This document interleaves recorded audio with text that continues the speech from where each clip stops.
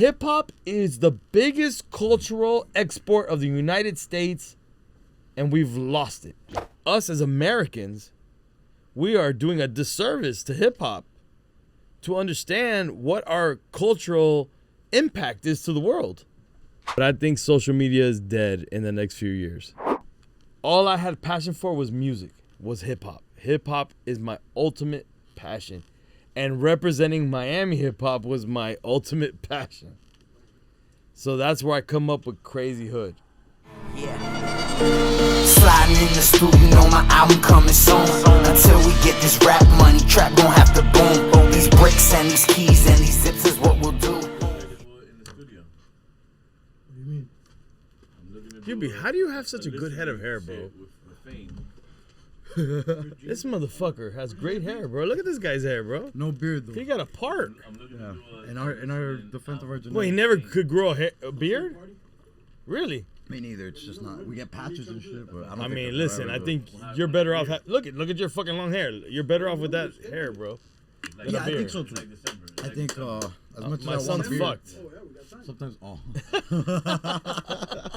My son's fucked. Oh, my dad died with a full head of hair. My mom fucking had black hair when she died too. Oh, you guys. That is true. Oh, so that's your natural hair color? Oh, you think? Or you're dyeing it? You think this dyes it? That's hilarious. Listen, everybody around me is dyeing their hair. N.O.R.E has the dye, the whole dye. Oh, really? I didn't know that. He's selling his dye, the Fat Joe shit. Yeah. Yeah. You're not dyeing your hair? No, bro. I don't dye my hair. Wow, your shit is that black, bro? Yeah. That's what she said. Wow. Wait, man, how old are you? Like 52, right?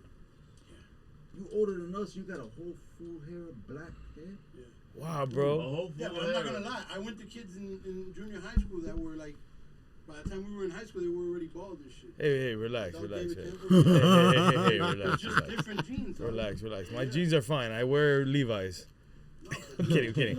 No, I'm fucking. No. Of course. Especially us Latins. I don't know what it is, but we stress the fuck out. No, I had salt and pepper a couple years ago, and then I had kids. And then I had white hair. No, just all. It all went white. I went Santa Claus on everybody. Because all these in the front of my goatee come out white. So I cut them all off. But can you grow a beard or no? No, I've never been able to grow a beard. I wish. That would have been great. At least you can go assalamu alaikum on us. And this is already going like white.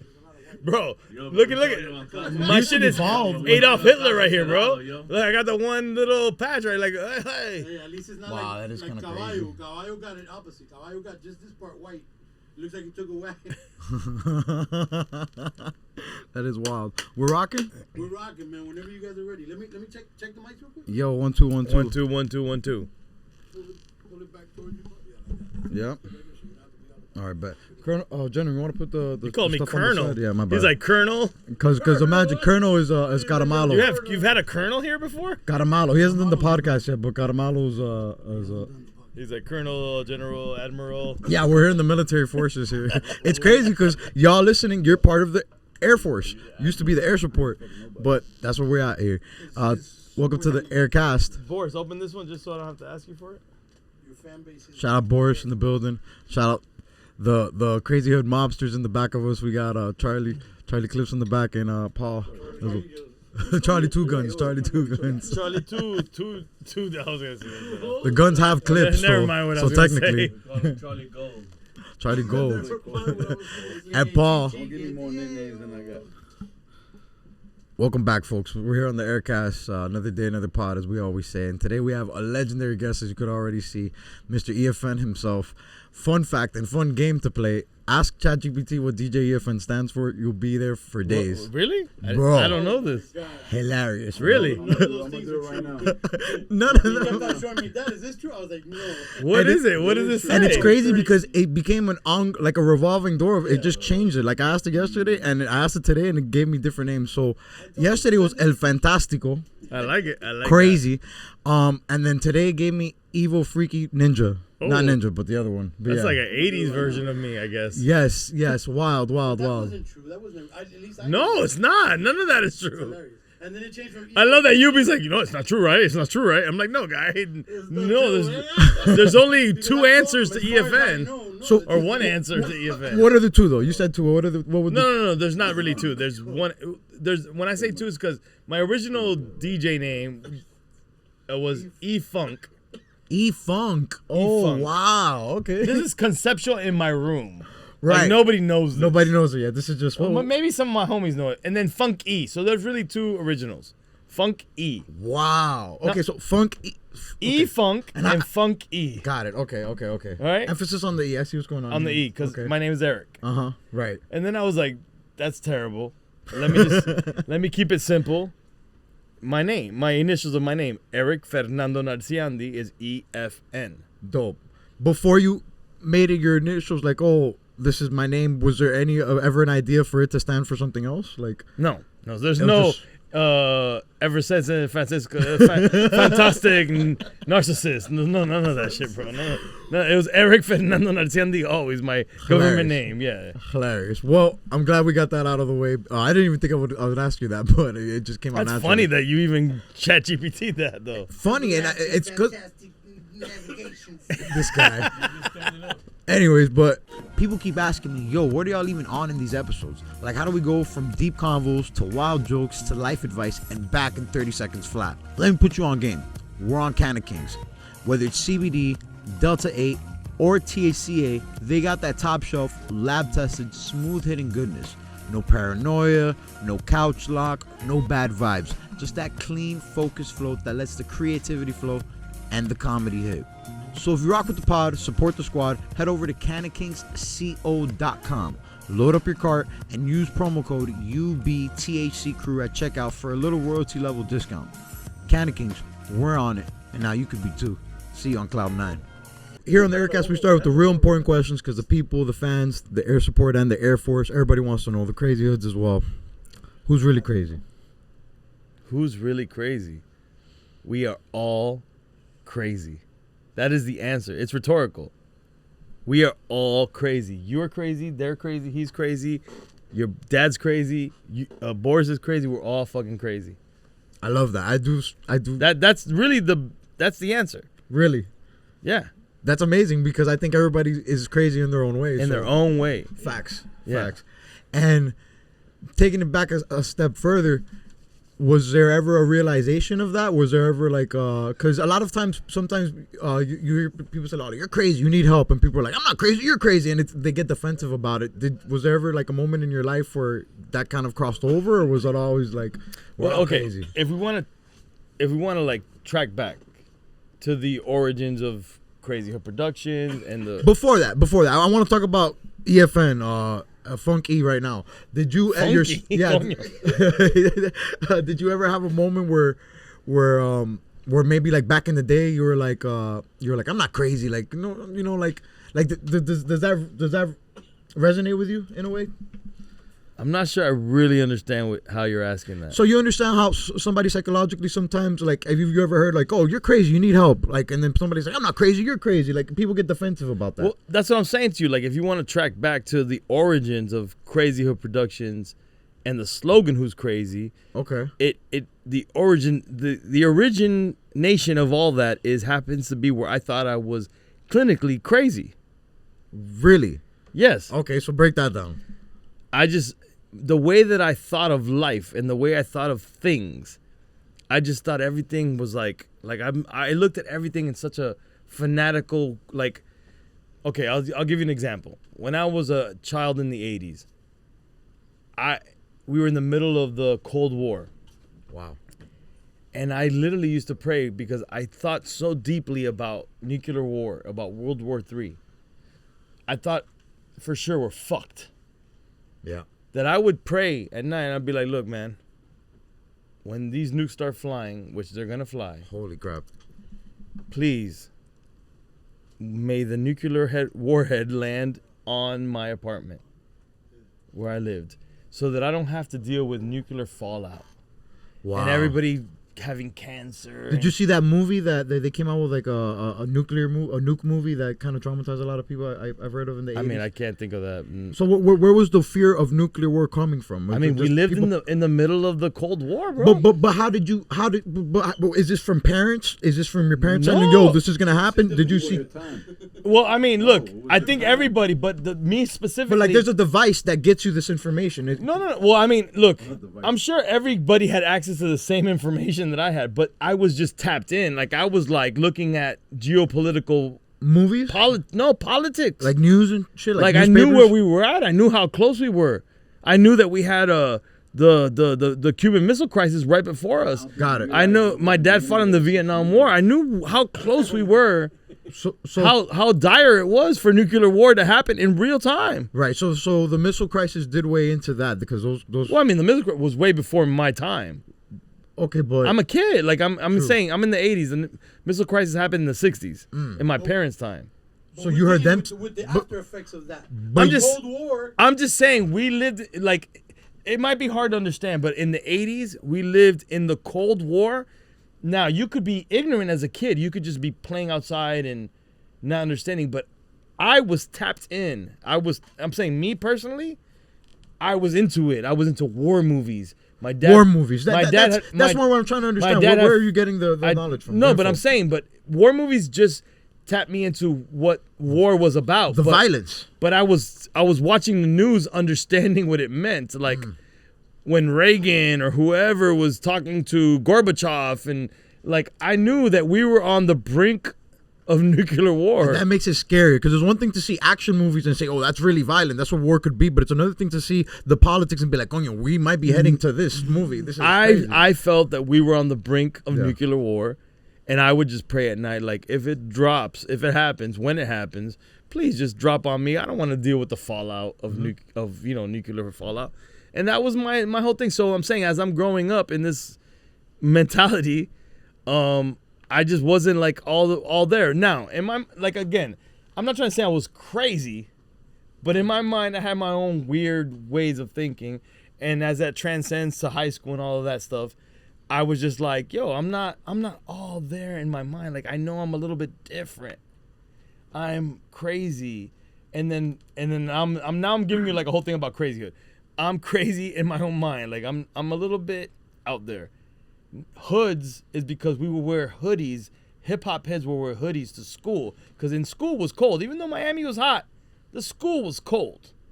So wearing a Champion hoodie was like a regular. Very good point. That was our attire. That was our uniform as a hip hop head. Yeah. A hoodie. We were hoods, and then also hoodmen, hoodlums. You know what I'm saying? Right. So it had a double meaning. We're hoods, and then it didn't mean neighborhood. A lot of people think Crazyhood means crazy neighborhood. Oh, that's funny. Yeah, So I can see that. It's crazy hoods because we wore hoods.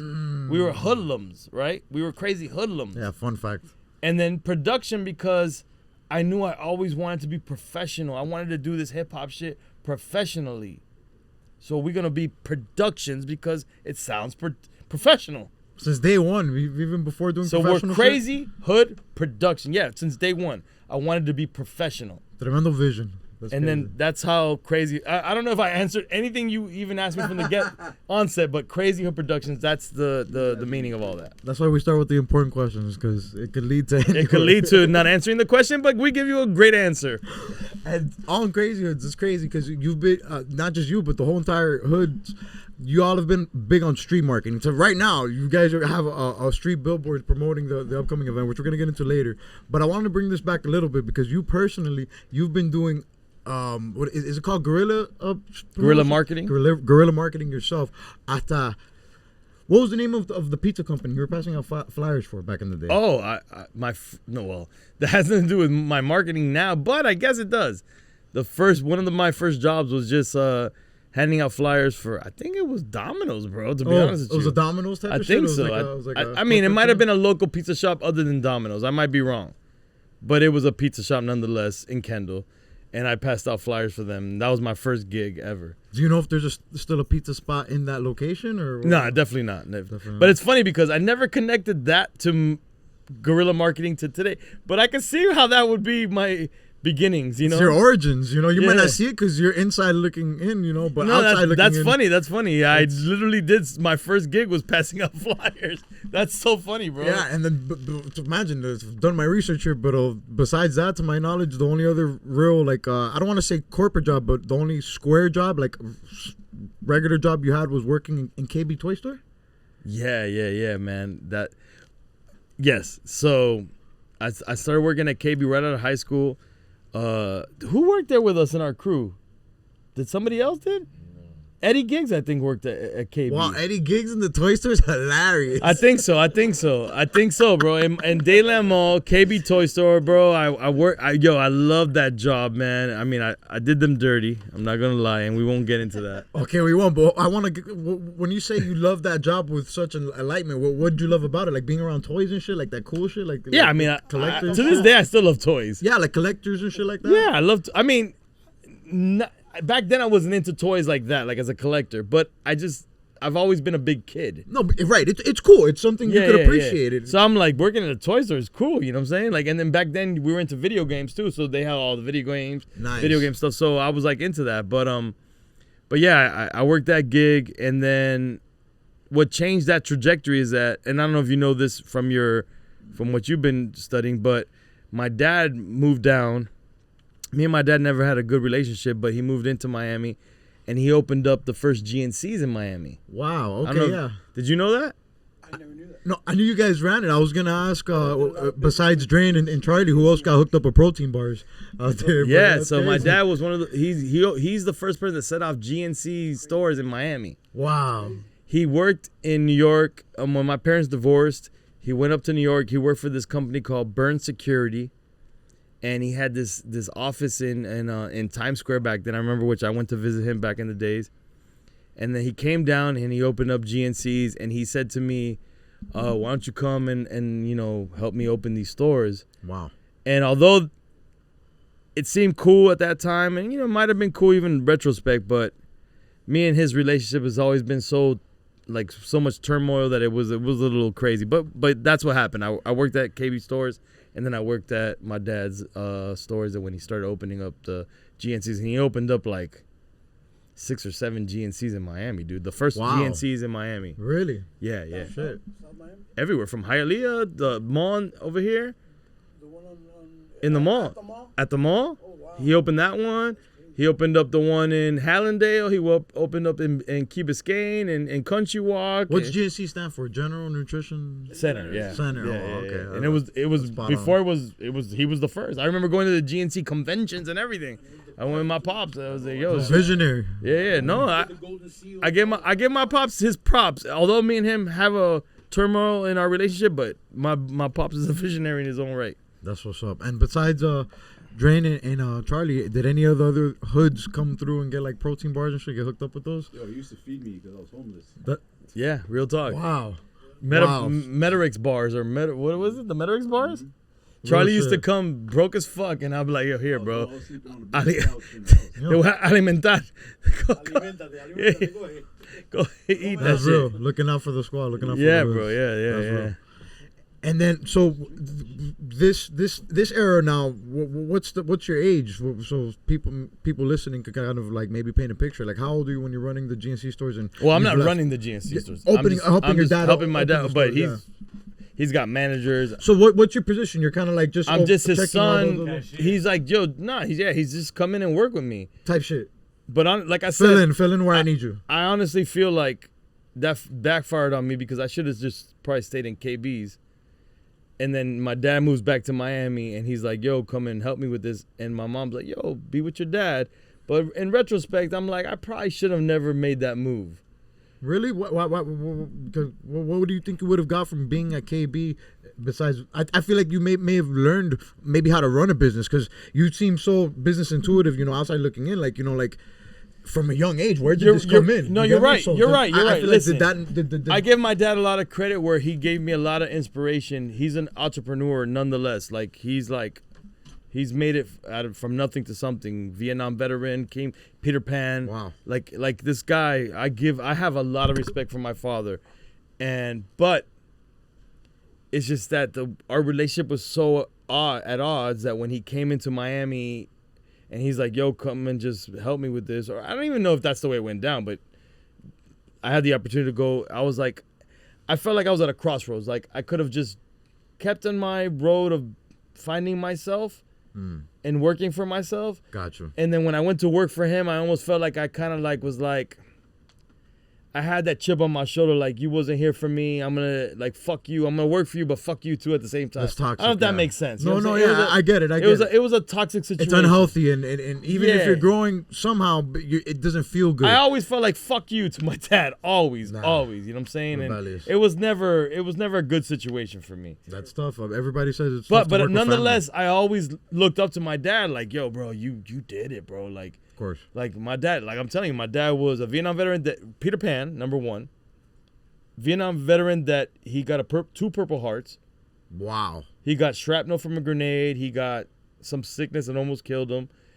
And then he comes back and he becomes the vice president of a big security firm in America, which Burn Security, which is rival to what's the other security company that does the Brinks stuff? Not Brinks, but the other one. Brinks, something with a G? Well, whatever. One of the big security firms. To the point where they used to do security at the Orange Bowl. And I remember back in the 80s, my dad was like, yo, come through. And I was like on the Orange, after the Hurricanes played, I was in the middle of the field throwing the ball with the kids and shit. And that was just amazing to me. And then he went on to become vice president of this company. He went to New York and he stayed, and he had an office in Times Square. And that gig springboards like the GNC stuff after? After that. Like, right. he just moved around. Like, but my parents weren't together, but he just moved around a lot. He was in Buffalo, and I went to Buffalo as well. And so you would go up to New York a lot as a kid? Not a lot, but enough. You know what I'm saying? Like, enough. Not cool. a lot. I went to see him. Enough, though. Once I like that choice of words. in Buffalo, and I went to see him in Times Square. Actually, I went to Times Square when Hurricane Andrew came to Miami. Oh. I went to Times Square, and fucking Hurricane Andrew came, which I felt terrible because my mom was by herself. Damn. Hit. Wow. I was the first flight into Miami. The first flight that flew in was my flight. Wow. And it looked like a fucking atomic bomb had hit Miami. And then I remember driving back to Kendall. We had to drive around all this rubble to get back. Christ. But whatever. I mean, I digress. Sorry, guys. No, you're good. That's good. Dude, on some conspiratorial stuff, do you think hurricanes are gonna? Because surprisingly, we've missed a lot of hurricanes. So I was gonna say hurricanes are gonna get worse, but hurricanes have been bad. We've just missed them. We've been really blessed. We have been so blessed. It's as far as hurricanes, and not right now, not Cuba and not Jamaica, obviously. Do you really think they could control the weather with like the machines and stuff like that? I don't know, but HARP is a thing. I don't know. Isn't that it? Isn't that HARP? Yeah. I'm saying I don't know. But I know that HARP is a thing. I'm just saying I can't speculate 100%. Gotcha. But I do know that HARP is a thing. I don't expect HARP is a thing that controls some kind of weather something. Yeah. I don't know if they can control the weather, but I know they're trying. I know they trying. They seed. You see what happens in Dubai when they've been seeding the clouds and you see how they got floods? No. Explain that. This is real. This is not conspiracy. Seeding? Yeah, in the Middle East, with deserts, it's very dry. These rich ass countries, they've been figuring out how to get more water, so they seed the clouds. This is a thing, seeding, cloud seeding. It's a thing. That's normal. That's already old school technology. I haven't. So they do something where they go and they spray something in the clouds, and it makes the clouds rain. Oh my God! But what's raining on you? But what's happening is that they're having floods now in places where they were used to rain in Dubai. So I have to figure out the infrastructure. So now they're having floods and they're having problems. That's kind of ridiculous. Yeah, you can't play Mother Nature. That's kind of wild. You definitely cannot play Mother Nature. And then, so the Miami Mixtape King part, when does that become a factor? Because while you're doing all the GNC stuff, you're tapped in with music? Absolutely. So you're still doing the hoods are still a thing? GNC is my job. It's like my day job. Got it. So you know what I'm saying? The whole time I'm doing, I'm KPB originally. I'm Sleepy Paul. I'm doing CHP. I'm Crazyhood all day long, and I'm working towards that gig. And yeah, I'm doing mixtapes, and then eventually it gets to the Miami mixtape thing. Crazy. Right? And then I want to fast forward now because, of course, we're in the era of podcasting, and it'd be remiss for me to get into the Drinkchamps. But I have a lot of questions. Selfishly, I want to get into, and a lot of stuff that I think may have to be asked. But did you have a moment earlier in your career? Because it's very interesting. Because the Drinkchamps. Yo, you guys need to stop, I bro. don't know what Because the fuck he's doing. The Drinkchamps started as audio only. How many episodes did you guys just do audio only before the video became a part of it? I think the first 10 episodes were just audio only. 10.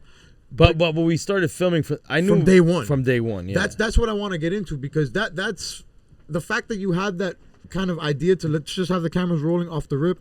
Was there a moment earlier in your career that you didn't have the cameras rolling, that you were like, yo, we should have had the cameras rolling? Outside of podcasting? Outside of that, like that prepared you for that you were like, when that moment came to do Drinkchamps a second time, because you guys had tried the podcast before, Militainment Raw Radio. Yeah, we had the Sirius XM radio show. What was the 4 teams that made it up? It was Militainment, Crazy, Raw Radio. Crazy. N.O.R.E made up that name. Crazy. That's why I'm glad that I made it up the Drinkchamps name. And we could touch on that later. But so at that time, did you have something earlier? Like when you guys did the Militainment Raw Radio, did you guys record any of that stuff on video? we filmed some of that, and some of that is on YouTube. But wow, this is the thing, and I don't think a lot of people are going to understand this in this generation. We're not from the generation of filming ourselves. Right. We didn't take pictures with a lot of people. We didn't film ourselves. We felt like that's surveillance on us. We're not doing our own surveillance on ourselves. Mm-hmm. So filming ourselves is unnatural, right? So yeah, I mean, I obviously eventually I understood that as YouTube was coming around and different things, that we needed to film these things as promotional use. But even to this day, like that whole idea of filming everything we do because that's a part of social media is so abstract and alien to me. Yeah, it's just crazy. So, but yeah, we filmed some of the stuff we did in Militainment Crazy Raw Radio, but it wasn't until we got to Drinkchamps, because I started to understand where everything was going, that I started to say, all right, let's turn on the cameras, let's film everything we're doing right now. At least we're gonna promote this footage because we have Instagram and stuff like that, but this might be where we're headed, you know. It's content at the end of the day. It's creating Right. content. Nowadays, everybody's a content creator, but you had this mind to just let's create something out of everything. Even though Right. they were just asking for audio at the time. At the Right. time where podcasting were just taking off. So, is there anything in your mind that you think back like, I wish we recorded that. I wish we got that on video. Not really, bro, because I'm telling you again, You I'm got it. so anti-filming ourselves. I'm really not about that life, man. That's crazy. Like I want to, like I get it. Like I'm gonna give you an example. My wife is 10 years younger than me, right? She's from the era of you kind of like diary on the internet. You do your diary. You film your stuff. You tell your friends everything that's going on in your life. She says that, okay. She's 10 years younger than me. She might be on Facebook or Instagram and do like a video of herself and like, yo, today this happened. You understand what I'm saying? Like a diary. She's saying that everybody treats the internet like a diary? No, she does that. I'm just giving you an example that. Okay, I got you. She might do that. Okay, when we met, you know what I'm saying? Like she's about that life, you know? Okay. And I would be like, yo, why do you do that? Okay. And then she's like, but you film a ton of shit and put it out. And I'm like, no. It's a very big difference. She doesn't see the difference in what I do. But I see a huge difference in what she does. So she's doing a diary of her life. I mean, technically. And I'm just a promoter promoting my product or whatever I'm doing, you know? Right, the business. In my mind, there's a huge difference. Now, since I'm a promoter, I might try to play the algorithm because I know the algorithm might want something that seems real, wants a piece of my real life to algorithm itself, you know what I'm saying? So I'll play that maybe if I need to. But the younger generation is like, no, it's my life. This is what we do. It's just what we do, right? It's not work. It's not a content. It's not I'm chasing a dream. I'm not promoting something. This is obligatory. But the difference is that you're giving up your personal life. Right.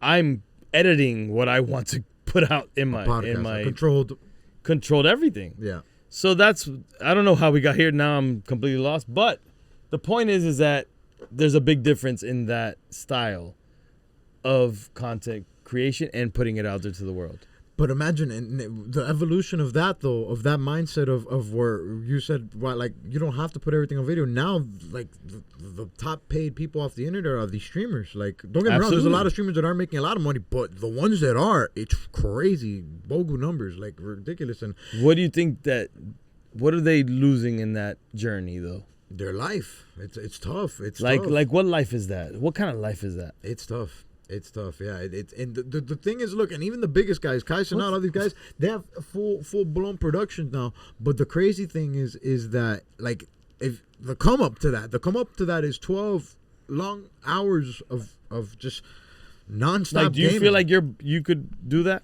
I could do gaming. I feel like I want to get into streaming, but the streaming I have to do I don't think I could. I don't see myself realistically doing longer than like a 2, 3, 4 hour stream, and it'd have to be something focused. It'd have to be like it's a clique of us. We're gaming or something like that. We're watching the Super Bowl, reacting to the UFC fights. It'd have to revolve around an activity. To just 4 hours talking, hey, what's up, guys? Working the chat. It's tough. It's tough, and it's. Can I give a prediction where I think all this is going? Please. I think that, and I'm going to throw this out there. I might be 100% wrong, but I think social media is dead in the next few years. It's already like that in high schools. I hear a lot of like the cool kids. I've heard this. I don't have kids or anything, but I've heard from a lot of younger siblings and older siblings and parents that the cool kids in high school now are the ones that aren't on social media. That they're just like they're like, oh, it's just whack. Like you're not on. Well, imagine. I mean, and this has nothing to do with streaming. Maybe streaming survives this, right? Because streaming is real people doing real things. But social media, what's happening now is that AI is taking over in such a way that we don't even know what's real anymore. The average person is looking at something and they're like, fuck, they got to discern. Is this real or social media or AI? Oh, fuck. Nobody's shit. going to want to do the work. Oh, shit, this is AI. Oh, fuck. Or they think it's real and they send it to their friend. Their friend tells them, you idiot, that's AI. Oh, fuck. And I think what's eventually going to happen is that the population is going to be like, this is all, we can't discern this. Like, most of it is AI. Therefore, and most of it is bots. Therefore, fuck this shit. The issue is, General EFN, I think that's very hopeful. That mindset's very hopeful because you're counting on people knowing better that the stuff is bots. Because think about how many people aren't bots. Like you even said it right now in your example. There's gonna be a lot of people that say that's AI, dummy. Like that's not real. It's getting better and better. And the tricky stuff is the stuff that's not clearly AI. The stuff they'll get a real video and then they'll just doctor a little bit of audio, a lip or two here or there, and it's some completely left field thing. It's crazy the implications. And I hope your vision's true. I hope for the sake of humanity, man. And I don't even want the podcast to turn like this, but you're really informed, and I feel like you've had you've said it. You've been in the DJ game since young, so. Correct me if I'm wrong, but you've always been kind of tapped into tech and like what's kind of going on with tech. Absolutely. And by default, how it affects society, and we're in a scary place, man. As somebody who uses AI for everything, I did the research the other day of like the carbon footprint between a Google search and a prompt on ChatGPT. It's crazy. It's crazy. Like it's what is the carbon footprint? So the complicated thing is to understand the metrics, but just to put it into numbers, a Google search is a 0.25, whereas a ChatGPT prompt, an average prompt, is like 4.25. And what does that mean for the average person that doesn't understand that?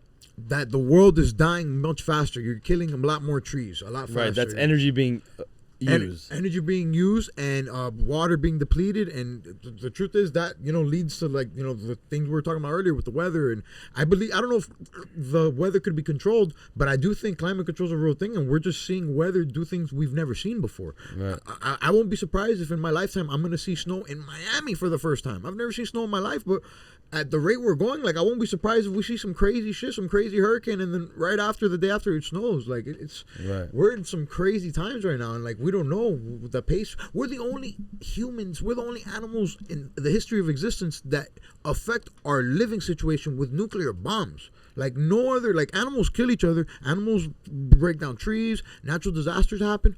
But we implemented nuclear bombs into this bit. Like, yeah, we got those at the ready, which is insane. And we have them at the ready to the point where it could destroy the planet multiple times.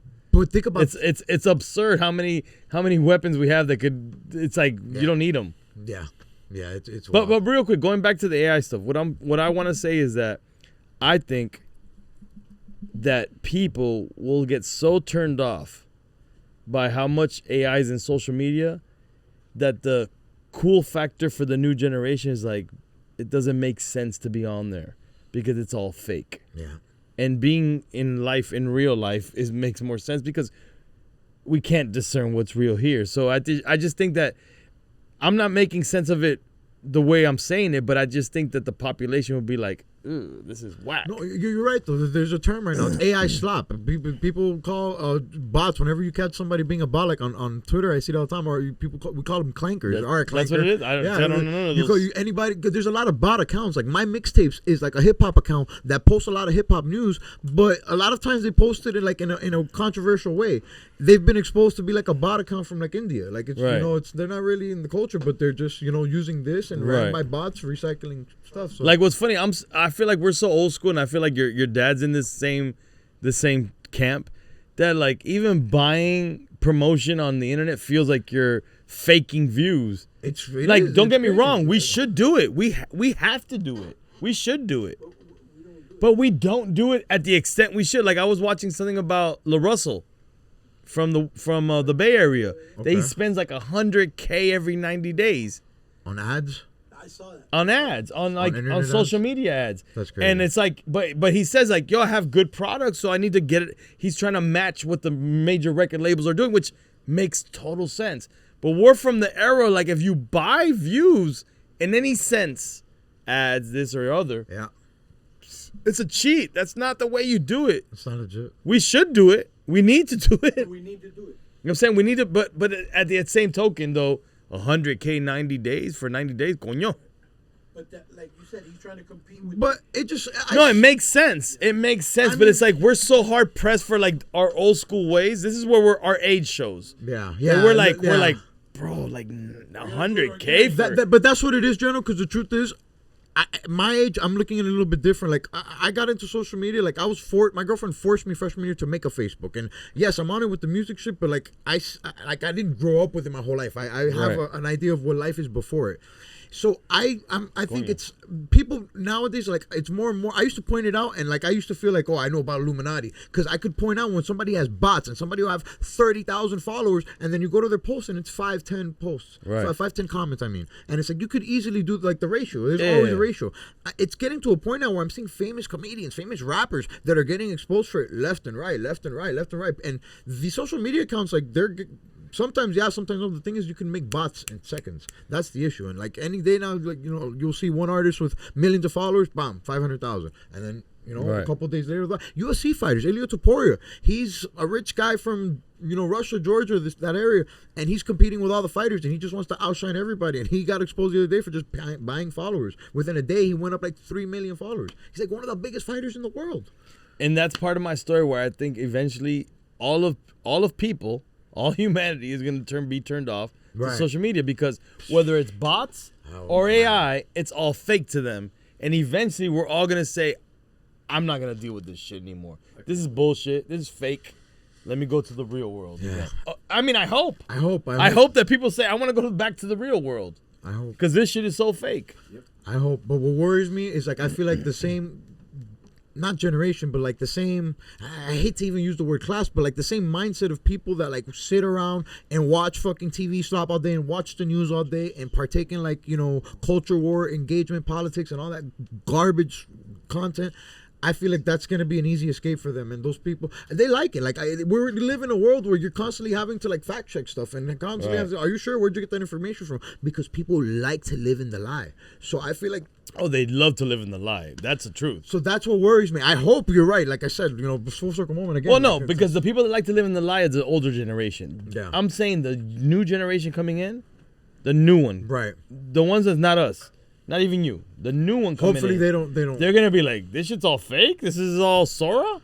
I hope. This is NVIDIA? I hope. Oh, fuck that. Like, they're gonna disengage. They're going to disengage, bro. That is crazy.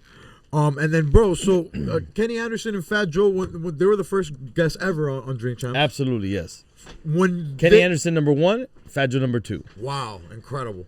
when they came through, Drinkchamps wasn't even the name at the time, like that. No, it was Drinkchamps. Yeah, what are you talking Oh, so about? it was the name. Like you guys just said, yo, come through. We have the show called Drinkchamps. Absolutely.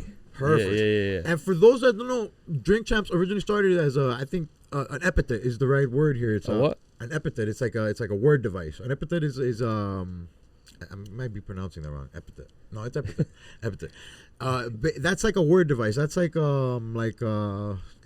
You know, gangster. Are you getting too smart for me? I don't know what this means. I'm gonna drop it here for y'all. But you guys originally used it as like a word device because a drink champ was somebody who could handle their liquor. Well, that was before the podcast. It was originally somebody who could handle the liquor. Who couldn't handle the liquor. You were a drink champ if you couldn't handle your liquor? Yeah, you're not a drink champ. You're not a drink champ. We would say. So the opposite would be if you could handle it. The tagline was you were not a drink champ. We would your father was there often at our office. I was never a drink champ. No, I'm not saying whether he was or wasn't. I've been mentioned on drink. But we would have I'm a smoke champ. tons of liquor. I'm not glorifying this either, by the way. Like honestly, like even drink champs, I'm not glorifying drinking. Please don't drink, guys. But Poker. we were drinkers. We were playing poker. We were having a casino in there. Wow. Like it was just wild. And I mean, before that, we were just. And honestly, what's funny is that I never started really as a big drinker. But whatever, I became a drinker. So we all started drinking. And the hashtag was in Crazyhood, if you passed out and you couldn't handle it, you're not a drink champ. You're not a drink So it was like, it started to be a thing. You're not a drink champ. You're not a drink champ. Hashtag drink champ. I'm a drink champ. N.O.R.E. does the record with Alchemist, right? Well, that came after the fact After. because we were saying it so much in Wow. Crazyhood that because this is when he moved to Kendall. He lived in the hammocks at one point. You know what I'm saying? Like, Wow. in his trajectory of life, like he came down to hang out and move by Crazyhood. Deep. Yeah, and he was living around us, working out the studio with us, and we were saying Drink Champs all the time. And eventually, yeah, he did a track with the Alchemist called Drink Champs, where at the end you hear him say like all kinds of shit about if you hang with EFN and have Bacardi, blah blah blah. But yeah, that he was around us saying that. And then we were doing, and if you want to like capsulize everything that makes the podcast, is that we had our Sirius XM show called Military Crazy Raw Radio, which you alluded to earlier. And then down the line, when we decided to do a podcast, I had already bought the .com for Drinkchamps. Wow. Drinkchamps and Drinkchamp. Nice. The plural and the singular. Nice. Because I didn't know what it was going to be. Right. I just loved the term. And so I was like, yo, let's call this shit Drinkchamps, Drinkchamps, the podcast. You know what I'm saying? And we were the drinkers around N.O.R.E. We were the drinkers. He was the smoker. Really? So. Yeah, he smoked. I mean, he drank like wine. Yeah, like Wow. Pinot Grigio and stuff. But I was always the guy with a big ass bottle of Bacardi coming around. A gallon, for real, dude, for real. What flavor Bacardi? Was No, it? the white one. Well, I had this thing: white during the day, the dark Bacardi during the night. That was my thing back then. So then at first N.O.R.E. was like not sure about Drinkchamps as a name. He's like, I don't know about that, and I'm like, bro, this is the name, bro. This is where we. Do you remember any alternatives he flew? I don't know. Whatever alternative was gonna be close to Militant Crazy Robbery. So eventually, when long story short, my same homie that had plugged me with the idea of doing a podcast, which is my homie Godfrey, who's from Miami, who's in the podcast Hall of Fame. Video game. Gamer Tag Radio. Gamer Tag Radio, yeah. They're in the podcast Hall of Fame. He was always advocating podcasting to me. That's how I got the idea of podcasting. And then when I told N.O.R.E., and then he got down with CBS Radio. And he said, yo, I could connect you with CBS Radio. And when I told N.O.R.E., yo, CBS Radio, long story short, I was like, yeah, let's do it. And then I was like, Drinkchamps. And when contract was ready, he's like, all right, whatever, Drinkchamps, let's do it. I want to ask about that because you had like the vision again to tell CBS up front, even though there was just it was an audio deal. You told them this is going to be video as well too. Yes, I told them that I wanted to do video, and then they had a YouTube channel that they were willing to post the videos, but it wasn't like a big deal for them. So, but I mean, we ended up grabbing all that old footage. Eventually, yeah. But yeah, I told them I wanted it to be video too. But what's funny, just to give perspective, so CBS Radio had this podcast department, right? And Rap Radar was a part of it. I forget who else was a part. There was a couple other podcasters, right? It was the the stepchild of CBS Radio. The no love, because nobody saw the vision. This is Jack was over there? Huh? Combat Jack, possibly. No, well, Combat Jack wanted to sign us as well, but he wasn't on CBS Radio. But just to paint a picture for the audience, this is what early, this is like 2010. What is this? What's this? Early era? early 2010s, like past 2010. Yeah, 12, 13 maybe. Because we launched in 2016. Right, so this is right now 20. Well, the era you're talking about beforehand, though. When we're talking to people, it's like 2014, 2015, yeah. Yeah, so the audience could get an idea, because the truth is Rogan didn't really pop off, and like podcasting became this whole big thing. Like there's a gold rush right now for podcasting. Right. That didn't really become a thing till like right before the pandemic, 2018, 2017. That's when it really became mainstream. Yeah, you're right. Well, you guys are early on the video part aspect. And I'm looking at Rogan as like a person too. Is like, oh shit, this podcasting is real. Right. Now, mind you, because your dad brought up Combat Jack. Combat Jack had his own podcast network. I can't think of it right now. Do you remember the name of Combat Jack's network? Fuck. We'll drop it here for them. No. It was something else. It was Loudspeakers Network. Oh, loudspeakers. And they had tried to. They were telling me and N.O.R.E, yo, that thing you guys did on SiriusXM, because we were on SiriusXM for free, right? like 2000 and for free, 2008. 2009. Before Yeah, and we did it for like a couple years, and we didn't get a dime off of that. We did it out of love, just for the love, out of just getting a promo show. and love. Yo, yeah, Military Crazy Raw Radio, out of love. And they were like, yo, that shit you did, do it as a podcast. And my boy was telling me the same thing, Godfrey, yeah. But Combat Jack's network was like, they could make bread off of it. Like, yo. So they sent us equipment. And then N.O.R.E wasn't like, he didn't understand what a podcast was. So he was like, not ready. And so I had to send the equipment back. And then N.O.R.E was like, yo, let's try that again. And then I told him, yo, we're ready. Send equipment again. N.O.R.E's like, I don't get it. Send it back. And it took a while it took like 5 years to convince N.O.R.E and make him understand what a podcast was. And actually, Taxstone was a big part of that too, right? Taxstone. Thank you for bringing up Taxstone. Taxstone was a big part of. He was on the same. Yes, he was on our shit.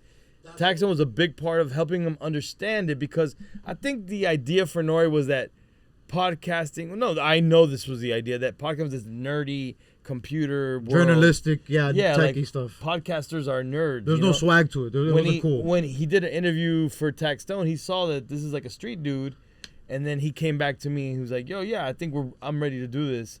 And I was like, "Drinkchamps," and he's like, "I don't know." And I'm like, "I got the logo. I'm ready to rock, bro. I'm ready to rock and roll with this shit. I've been ready." And then N.O.R.E was like, "All right, whatever. Like, let's just rock and roll with Drinkchamps, you know." And then, mind you, going back to the Fat Joe and Kenny Anderson thing, is this is show you how real it is. They were like, "Yo, we need a pilot. We need pilots from you. We're not just gonna sign you. Wow. We need a pilot episode." So that's when we did Fat Joe. We did Kenny Anderson first, and then Fat Joe second at the Crazyhood offices in the Viscane building. I had an apartment that was my office in Viscane in downtown, and then I was doing OG Radio. I don't remember OG Radio. We were doing this radio station, this internet radio station. So I had the podcast set up already, and then I was like, all right, let's do it here. And then Kenny Anderson came, and then Fat Joe came. Timing, bro. And then we sent that to CBS, and they were like, huh? No, Gunplay. Gunplay went to that spot, but it wasn't for the podcast yet. He was like on the 4th episode. Yeah. And they were like, yo, this is crazy. And we had filmed the whole shit. So what's ill for me is that we're about to come out with these episodes, and I go to South by Southwest that year. And I mean, I'm off maybe on the timing. I couldn't tell you the timing. But this is when I knew we had something. We had just released like one clip of the Fat Joe episode, and he was the second one we recorded, but the first one we put out as the podcast. But we hadn't put it out yet. We were just promoting. That's the one coming out. I go to South by Southwest, and I'm in South, and then people are like, "Yo, that joint with Fat Joe is crazy." And I'm like, "What, the clip? Like we had a clip out." I'm like, "Yo." I already knew the buzz was nuts. Buzz was, and then I already knew. And then when we came out, the box, 300,000, right? Like bro, it was It was a phenomenon after that, bro. It was a phenomenon. Lightning in a bottle, baby. History. Lightning in a bottle, bro. History was made. Yeah, history was made, man. And you know, it's amazing, bro. I can't thank God more than anything else. No, God, the universe, you know, Whatever. A lot of factors have. I'm to, not religious, and I said thank God nonetheless, you know. But you believe in God at least, like you're spiritual. Bro, I'm a spiritual person. Hard to get behind a religion, but I'm not God a is religious God. person. You know what I'm saying? 100%. I'm with that. But I believe in God for sure. And that story is just a true testament too, because it takes so many different things to fall into place at the right timing. The timing's crazy, and you know, shout out N.O.R.E because it's all these different things. But N.O.R.E opens a lot of doors. No, he's N.O.R.E, a super legend, bro. great relationships, Absolutely, through, bro. through Like, an illustrious listen, career. I don't take. Come on, man. He's a legend. Nothing happens without the legend there. I want to ask about him because I'm sure there's been a lot of guests that you've probably already crossed paths with that I'm sure wasn't, you know, nothing to ask to come through for the pod. Who's like maybe one of the first guests that came through and you're like, oh, you know, we got him to do the pod. We got DMX, bro. Damn. But that first DMX episode, The one where he beatboxed, is that the one where he beatboxes and I think N.O.R.E does like he tries to freestyle on it? Is it? did he beatbox on that episode? I think so. We gonna drink, we gonna wine. I don't know if he beatboxed. I don't think he beatboxed. He did a prayer on that episode. Is that the episode you're thinking of? I think so. Yeah, you guys are sitting at a table, right? It's a tight angle. It's a compact angle where you all could see three. You're all three together. How many times did DMX do the Drinkchamps?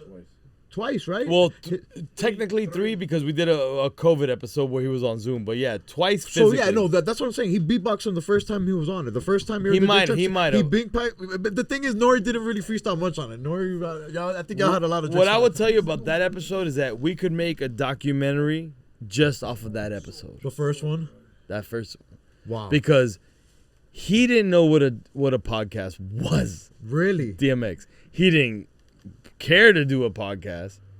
He did it out of respect for N.O.R.E, hands down. But he was in his own element, DMX, fighting his own demons. And what happens is every perfect storm happened in that episode. He was going to do a show in Miami. He was staying at a spot in the beach. We went to where he was at in the beach. He was down to do whatever we were going to do with him, an interview, right? He didn't know what a podcast was. He's down to do the interview. We set up in the hallway of the lobby of the hotel. That's what that angle is. That's the lobby of the hotel. Yeah. Got it. The lobby has terrible internet, right? So our engineer that usually works with us, he wasn't in town. So another engineer comes in and he's trying to download the applications he needs to record, the Pro Tools that he might need. And he can't do it. His shit crashes. Wow. He can't do it at that point. So we're like, fuck. At the same time, we're telling him, turn down the music in the lobby. Stop the people from walking around us. DMX is about to come in the room. Everybody's looking at us crazy. Like, what are you talking about? You can't stop what's happening in this hotel lobby. So N.O.R.E is outside keeping the dog contained and down to come in.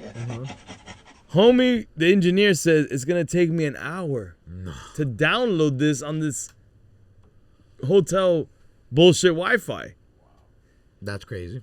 So now we got to maintain this dude for an hour. An hour. So we're like, God, I mean, we got no choice but to try to make it happen. So N.O.R.E's drinking a bottle of Hennessy with DMX outside, where a lot of people think that DMX on this episode is on some other drugs. Yeah.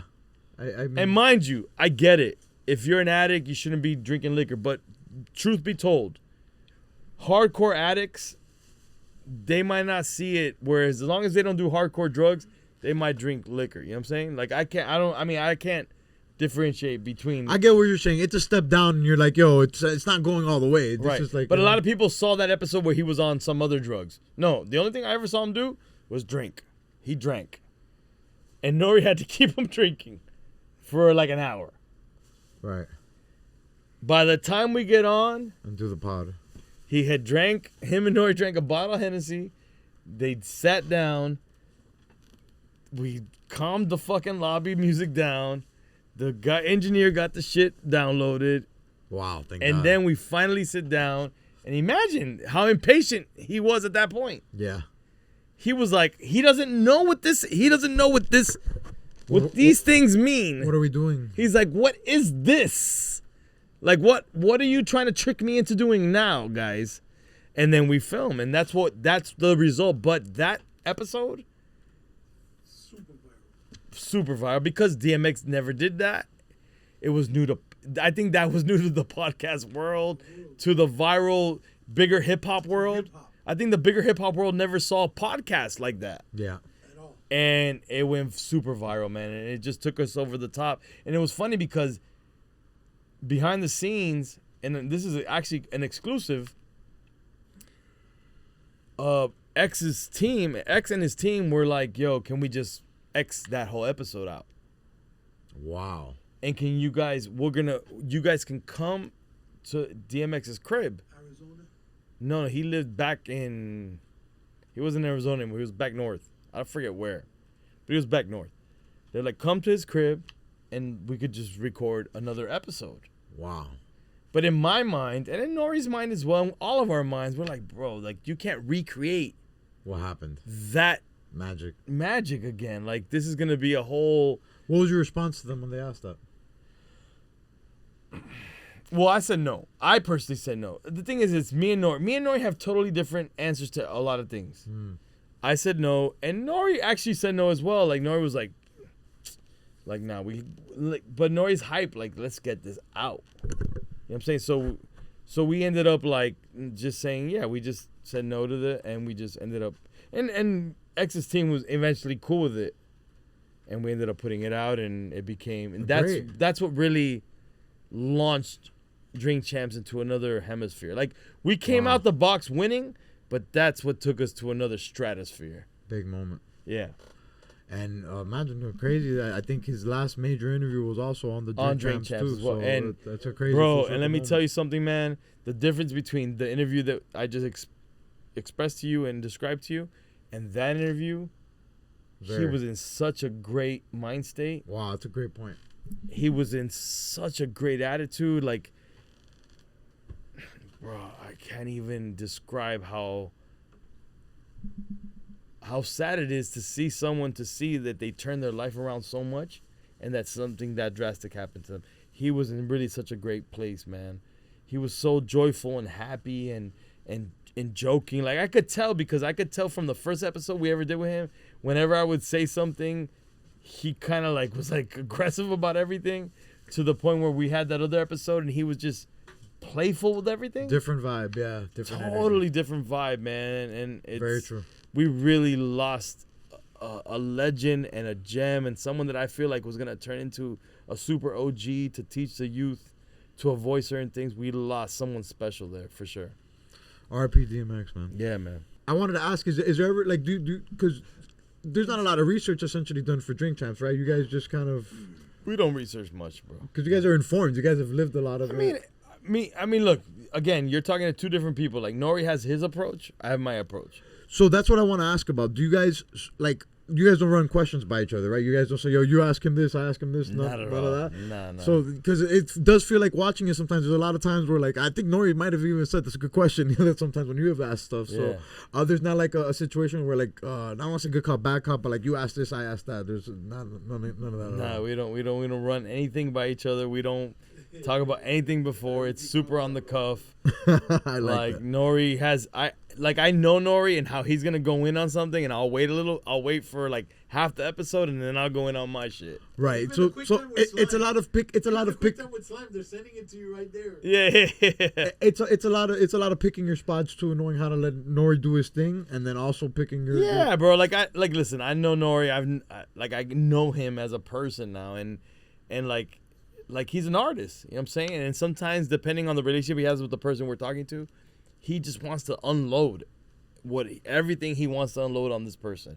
And I just wait to let him unload it. Yeah, there's a hilarious moment, I think, where he's talking about Paris or something, and he's trying to make this analogy about heaven and hell, and he's like, oh, your hell could be hell, your heaven could be hell if I don't like it. And he's talking about where he was in Paris and he didn't like croissants or something like that, and he goes, my pilot was terrible or something like that. He was trying to say palate, and you like finished the sentence. He said pilot? Yeah, he's trying to say my palate, but he says my pilot. Oh, he says palate. Yeah, he's trying to say pilot, but he says pilot, and then you correct him. You say, "What do you mean your I correct pilot?" him all the time. What do you mean your pilot? You mean your palate? And it's hilarious. No, I mean I think that's funny for the people watching, for me to correct them. I'm just saying shit. that's a testament to how much chemistry you guys have. Like Well, I you mean- understand what he's trying to say, even without saying. Well, I mean, and on top of that, not everybody could get away with that. Like we're Right. friends. Like we're legit friends. Like we've known Facts. each other. True. Like I could talk shit. He could talk shit about me. I could talk shit about him. You know. But I mean, yeah, but that's not even a talking shit thing, because I think if a normal person hears that, they'll just be like, "What do you mean my pilot?" You know, like it's kind of what you did, but you Right. understood where he was going with it. Oh no, I knew exactly where he was going with it. You're right. You're right about that. And then looking back, is there like one episode? What's the episode you got the most faded on? Because you guys drink a lot on it. Like, is there one episode that you're like, no, that was? Well, I can never do that again. Well, I can tell you that when we did the Met the Man at Revolt conference,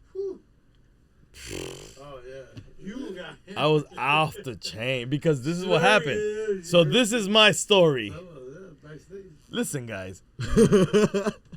Drinkchamps has afforded me to fly into private jets a couple times. Fire. And let me tell you, listen, guys, I am still a normal person. Flying private is not normal. At all. Right? Right. Right? Is it Right. normal for you? No, I still haven't done it. So when you fly it one day, you're going to be excited, right? I'll pose a picture right here. Okay, so if I get to fly private jet with my homies, Yes. what am I going to do? I'm going to get fucked up with my dog. I see. This is the setup. This is the justification. You see what I'm saying to you? I got it. I'm going to get fucked up with my dog. Type shit. Okay. So I'm flying private to Revolt World, and this is probably the third time I've flown, third time that I've flown private. Look, I'm already, private's fucking me up. So you're feeling yourself now. You're like, I've been here before. No. Don't get me wrong. But you haven't. But in your mind, you're like, No, in my mind, I'm like, bro, 3 times already in my life? This is amazing. No, I'm not getting comfortable in this world. I'm saying to you, this is amazing. But you're turned up. You're celebrating. So I'm with my dogs. I'm like, yo, we got to drink. We got to get fucked up. And because there's liquor on the plane. So we're flying to Revolt World. And I'm like, all right, I'm going to get. And the funny part about it in my mind, I'm like, I'm going to wait till we get halfway through the flight and then I'm going to drink. Yeah, whatever. Really? Whatever that means. Halfway through the drink and I get fucked up. We drink before So on the plane. Yeah, we get to the shit, and the thing is it's one way. It's like we fly in, we do the show, we fly back. Right. So it's only that. So I'm already flying in drunk. We do Revolt live with Method Man. Wow. And then when I get to backstage, the Revolt people are like, I'm like with what was the bottle I had? The one that Charlie got right now. Oh, the Fireball. I got Fireball. I'm like, Fireball for everybody. Ah! Oh my god. Yeah. Bro, I get on stage, bro. That's the most drunk I've been in probably in all of Drinkchamps, yeah. Well, if you haven't seen I'm that singing episode, Method Man songs. Yo, shout out to Method Man who kept telling me, you need to drink water, yo. that's a real one. That's a real one. You need to drink water. On live on stage. EFN, make sure you motherfucking That's real. hydrate, okay? No, that's not a joke. Yo, bro, Make sure you but you hydrate. get where I'm All saying, right? like, To keep you from getting a listen to me. headache in the morning. Like, there's no excuse for that. But the only there's the an only explanation. The only excuse is baby. I'm flying first class with my dogs. Turned up. Like, bro, we made it. We In did that it. sense, like, bro, we made it. did In it. a sense, we made it. That was a Super Bowl win. Like, shit. bro, I'm just happy. Like, I'm so ecstatic that we went from bullshit shit in Kendall, where I'm fucking a private jet going to do an interview with Method Man. Like, why am I not gonna get fucked up? Yes, sir. Yo, bro, Clap to that. that's where that Clap came to from. that. Sorry, Method Man. Sorry for that. I am sorry. Yo, and then so Tony Ayo wrote this question, and he wanted me to ask who fills out the top 5, and is Biggie really in your top 5? He did not write that question for you. Tony Ayo, if you're listening, we know you are. I told you I was gonna ask him. So what? Okay, say it again. So who's the top 5? Because for those that might not be privy to the Drinkchamps lore, the big debate was Big and Ice Cube. Right. Now, that really stemmed from the top 5. So, but when you and him are going back, you say in that statement you go Big's in my top 5. Right. So is Big really in your top 5? Yeah. Okay, so fill out the top 5 for me. So You got Cube 1. No, hold on. So It stems from Quick Time with Slime. does it? It was Quick Time with Slime. Cube versus Biggie. Was it really? That's what it was. Is that how it started? I don't remember that. I'm not sure. And he goes, oh, Yeah, and you said Cube all day. And he was No. like, "You're bugging." I don't think so. I think no, you said, that's not the way it went down. Don't fuck it up. No, He asked me. He asked you who's your favorite rapper. Yeah, who's my favorite rapper, and that's Yeah. what got me mad because he didn't accept that my favorite rapper was Biggie. I mean, Ice Cube. So I'm like, yo, bro, why can you not accept that? He's gonna hear this and be like, "It is Biggie, you see." So this is the thing. No, so he was surprised that your favorite was Ice Cube. Ice Cube, yeah, and I told him it was Ice Cube in a certain time frame as well. An era of Ice Cube. An era Ice Cube, yeah. Like the thing is that when people would ask me my top 5, I'm always telling people you can't ask a DJ that. A DJ has a hard time responding to that question because we're constantly like reacting to music and in real time. In the moment. Right. So we're like, our Rolodex of music is crazy. So you're asking us something that's kind of hard to comprehend. Feels like sports in a way because it's like, Right. LeBron was the best, but it's like there's different eras. So like, so the example then when you're really like trying to pin me down, I'm like, well, at one point, Ice Cube is my favorite MC for a long time. Not forever, but for a long time. So I'm going to pick him as one of my top MCs because for a long time he was. Yeah. From NWA all the way to like the Predator or Lethal Injection, his albums, that's my top MC. It's right. And then that's your 1. So who fills out the rest of the 5? I mean, it could change. No, it could change all the time. As of today, who is it right now? It could be like Rakim or Nas or Biggie. The thing is, I would always, in recent years, leave out Biggie and Jay-Z. And Tupac. Because I felt like that's the go-to for everybody. Biggie and Tupac. Biggie and Tupac. So why am I going to say Biggie and Tupac? Like, everybody knows Biggie and Tupac. Let's put them right here. And then I'm going to give you my top 5. Because they're right here already. Right. Like, there's no sense in saying their names again. Uh-huh. You know what I'm saying? It doesn't make it fun. It goes without saying is the way to say it. Goes without saying, uh-huh. Like Tupac and Biggie. You know what I'm saying? Like, and then Jay-Z kind of falls into that as well nowadays. Like, but yeah, like Big L is one of my favorite MCs of all time, dude. But imagine, I see I love Big L as well too, but it's hard for me to put him in GOAT conversations because of the body work. But that's a big thing with Biggie. And Biggie's my favorite too. So it's like Biggie's my number 1. So but I do whenever somebody says, oh, but he only came out with there's so many records, and I get it. But what he put out was nasty. But that's why I say it goes without saying. Biggie and Tupac, let's put them aside. Yeah. What about Pun? Yeah. What about Big Pun? Oh, I thought that was back here. Yeah, bro. Pun is amazing, bro. To me, he's top notch, bro. And you're right. But you know what it is? I guess, again, I feel like as a DJ, I'm always trying to highlight who's not highlighted. And I feel like Pun, I like that. Jay-Z, yeah, that's cool. Fucking Tupac, Biggie, like those guys are like go without saying. But you're right. No, of course, Pun. Of course, Pun. And on that same note, though, I liked how you say you like to highlight people. That's what like I'll be like Scarface, Cool G Rap, Rakim. Like those are dope picks. Like I'm giving you like you should watch my interview with Ed Lover. Where Ed Lover was like, he sees me as a dude from Miami, a Cuban guy from Miami. He's like, doesn't know what to make of me. That's funny. And then when he sees me, he's giving my picks. He's like, oh shit, you're hip hop. Like, this guy's a hip hop guy. Like he like you could tell in real time he's turning into a guy that's like, oh, yeah, this guy knows some shit. Looking at you with the Cuban like guanazo. Yeah, because Moni Love told him, yo, shout out to Moni Love. She told him, yo, have this dude on your show. You know what I'm saying? And Sirius XM when I was promoting my album, and he didn't know who I was. And he had me on at the behest of Moni Love. And I could tell when I sat down, he was like, he's doing a favor for Money Love. He's like, oh, what the fuck is this gonna be like? And then when I'm giving him like my top 5 and the history and the way that I see history, he's like, holy shit. Like, I mean, this is my perspective of the way I saw it. I saw it too. But I could see his wheels turning like, yo, this dude is, he gets it. That's dope. That's a dope perspective to have. And honestly, it's cool, dog, because hip hop is music in general is universal. And I love how that could connect people and open doors. And it's like, it's not necessarily just cultural thing, because like I'm a Cuban kid. I was born in Hialeah. My grandma, I'm blessed with my dad. My dad's been in hip hop, but my friends. Your dad is hip hop. My bro. dad, yeah, facts. And I've I've had hip hop bro. around my life the whole time. So it's like I look at it like it touches people in different ways, man. Right. No Diddy, but it's No Diddy, coño. Venga.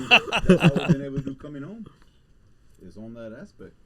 Coming home has been the love of hip hop and how it expands. 100%. We've been able to go to other countries. Yeah, and it's a vehicle though too, because I look at also coming home too. You put it into perspective like this, or into words like this too. I think once where you were saying like it's coming home is the vehicle you guys use, but like you guys are going to Cuba and you guys are tapping in with the people and like the societal stuff, the things they're going through, the like the culture, like the actual like what we're living in those places is like. Hip hop is just what gets you guys there, and it's like the meeting point. But what's cool is seeing how people are similar and have their own struggles, and hip hop's kind of like the similarities, how people relate to it. What's the future of Coming Home destination?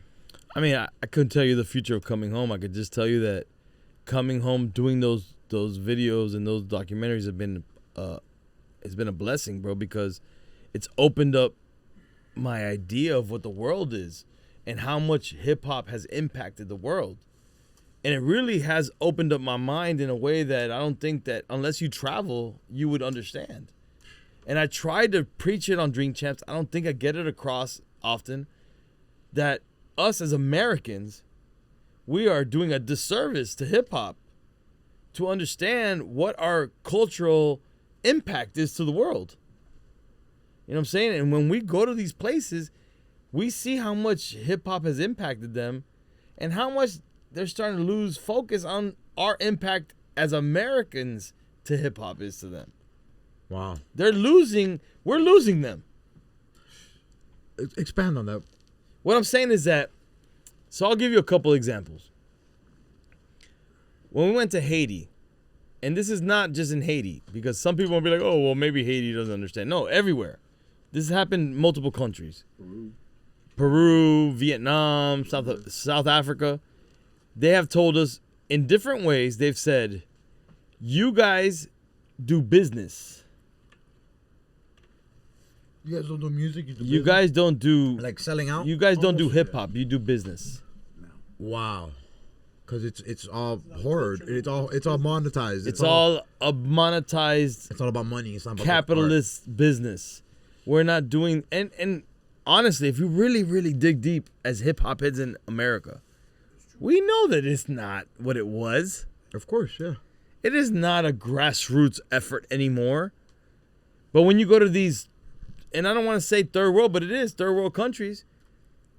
The essence of hip-hop is that has no choice but to be that. Yes. It's still the essence of hip-hop. It's grassroots. Oh, man. I have goosebumps. You can't see them. And wow, and you see them. No, I'm telling you, bro, it reinvigorates me when I come back. I'm like, fuck.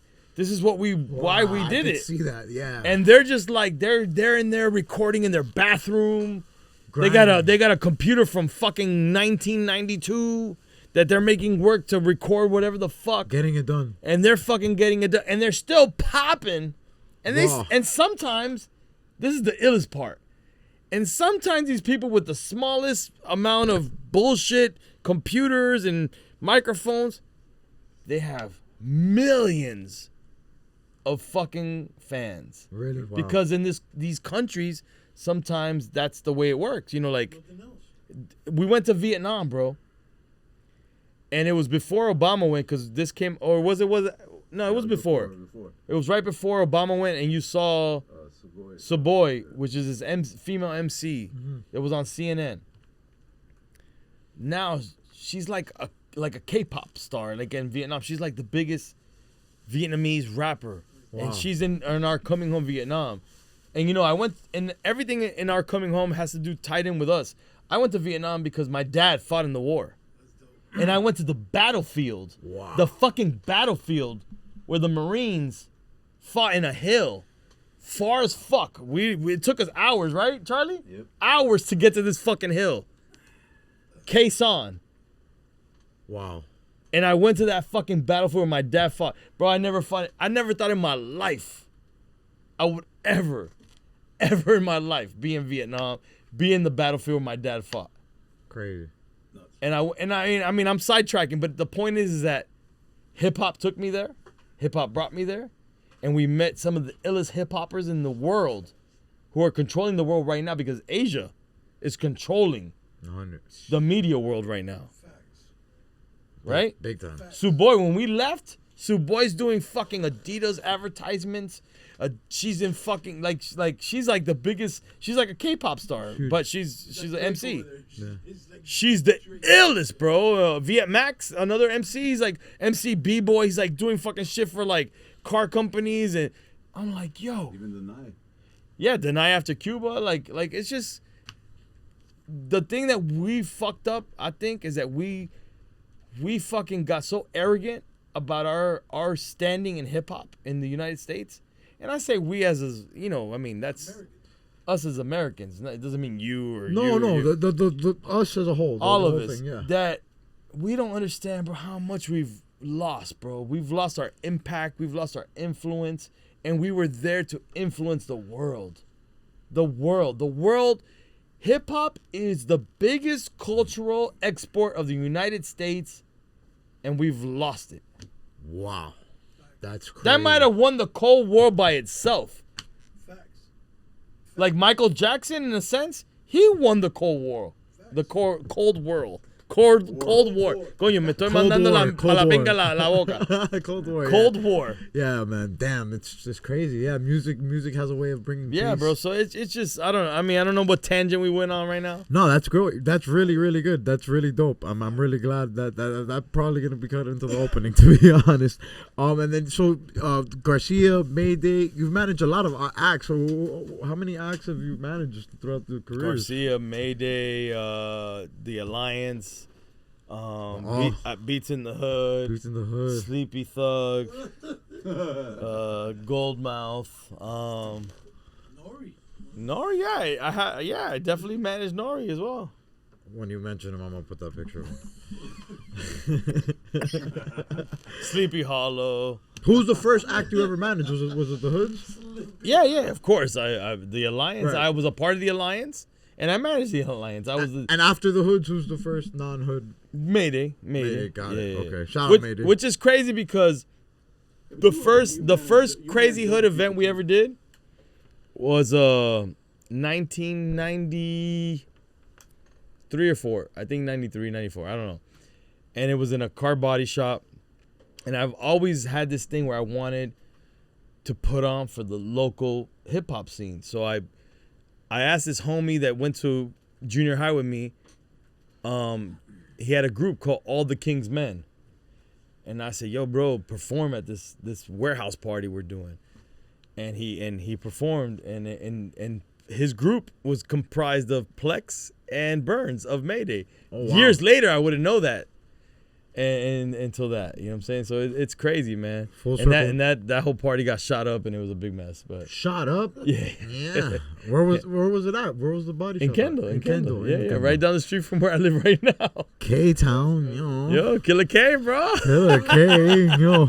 And then I do want to get into that. So you had kind of alluded to it earlier where you said like you started kind of drinking more when you guys started doing the Drinkchamps stuff and stuff like that. What's been your relationship with alcohol like? Coño, este tipo está going into my drinking habits. I mean, just No, outside I'm looking fucking in. with you. I'm fucking with you. Nah, I mean, I was drinking before Drinkchamps. That's why Drinkchamps was born. Like that's the idea of Drinkchamps was before Drinkchamps. You Right. know, I was a drinker. But what's funny is that my dad, like, I felt like he was on some alcoholic shit. So early in my life, I was like anti-alcohol. So you're catching up now in your later years. So now I'm like, fuck it, let me just be an alcoholic. Fuck that. guess it's early though. But it is a situation kind of like Sean Evans from Hot Ones, where like I've heard him say where he only now eats spicy food for the show. Are you now drinking less for like or just 100%? I barely drink after Drinkchamps. Like, cool. Like right now we're drinking like a motherfucker. I'll go. I never like one of my things is I don't drink at home, unless my wife says, "You want to have a beer?" And then once in a blue moon we'll have a beer together at the crib, which is barely happening. She put you onto the craft beers and stuff, right? She did. She put me onto beers. I never drank beer before my wife. Never. Wow. Never. I never drank beer. So just bro. hard liquor all that time. The drink. Always rum. Wow. Always rum, bro. Yeah, he knows. Always. I hated beer, Yeah, bro. you guys have mentioned non-beer Bacardi a couple Eric. times. What? I missed the non-beer Eric. The non-beer Eric is hilarious. Non-beer Yeah, Eric. We're gonna draw a picture of non-beer. I never drank beer, bro. I never drank beer. It was always Bacardi, man. Always Bacardi is my own. I only drank Bacardi. I only drank rum. That's the only thing I ever I drank. think you had a sponsorship of Bacardi. I mean, I should have had one. And then so. Shout out Heckler. He told me that you have a fun. I'm not gonna ask what's your first time drinking because imagine growing up in Miami, it's hard to even remember that. What, MD 2020 or fucking Cisco? What do you want? Heck told me to ask what's your first time smoking weed. There might be a story with that supposedly. And you've never been on burning? No, I did smoke. I smoked for a year of my life. You've always said that, but I never. I don't know. Yeah, I didn't smoke. I didn't smoke on purpose my whole high school time when my dogs were smoking. Well, what do you mean on purpose? Clarify that. Like Cypress Hill, Redman, the whole thing was like just smoking blunts and all. So you're like, that's lame. That's No. I just all my this is gonna be generational. Nancy Reagan told me say no to drugs, bro, and I said, yo, I'm gonna say no to drugs, bro. Real shit. Okay, yeah. You know what I'm talking. I think my generation's version of that is kind of like getting vaxxed, I guess. Like, I don't Just know. say no to drugs, Not for bro. nothing though. I think a lot of that was That's you real. didn't want to do what everybody else did.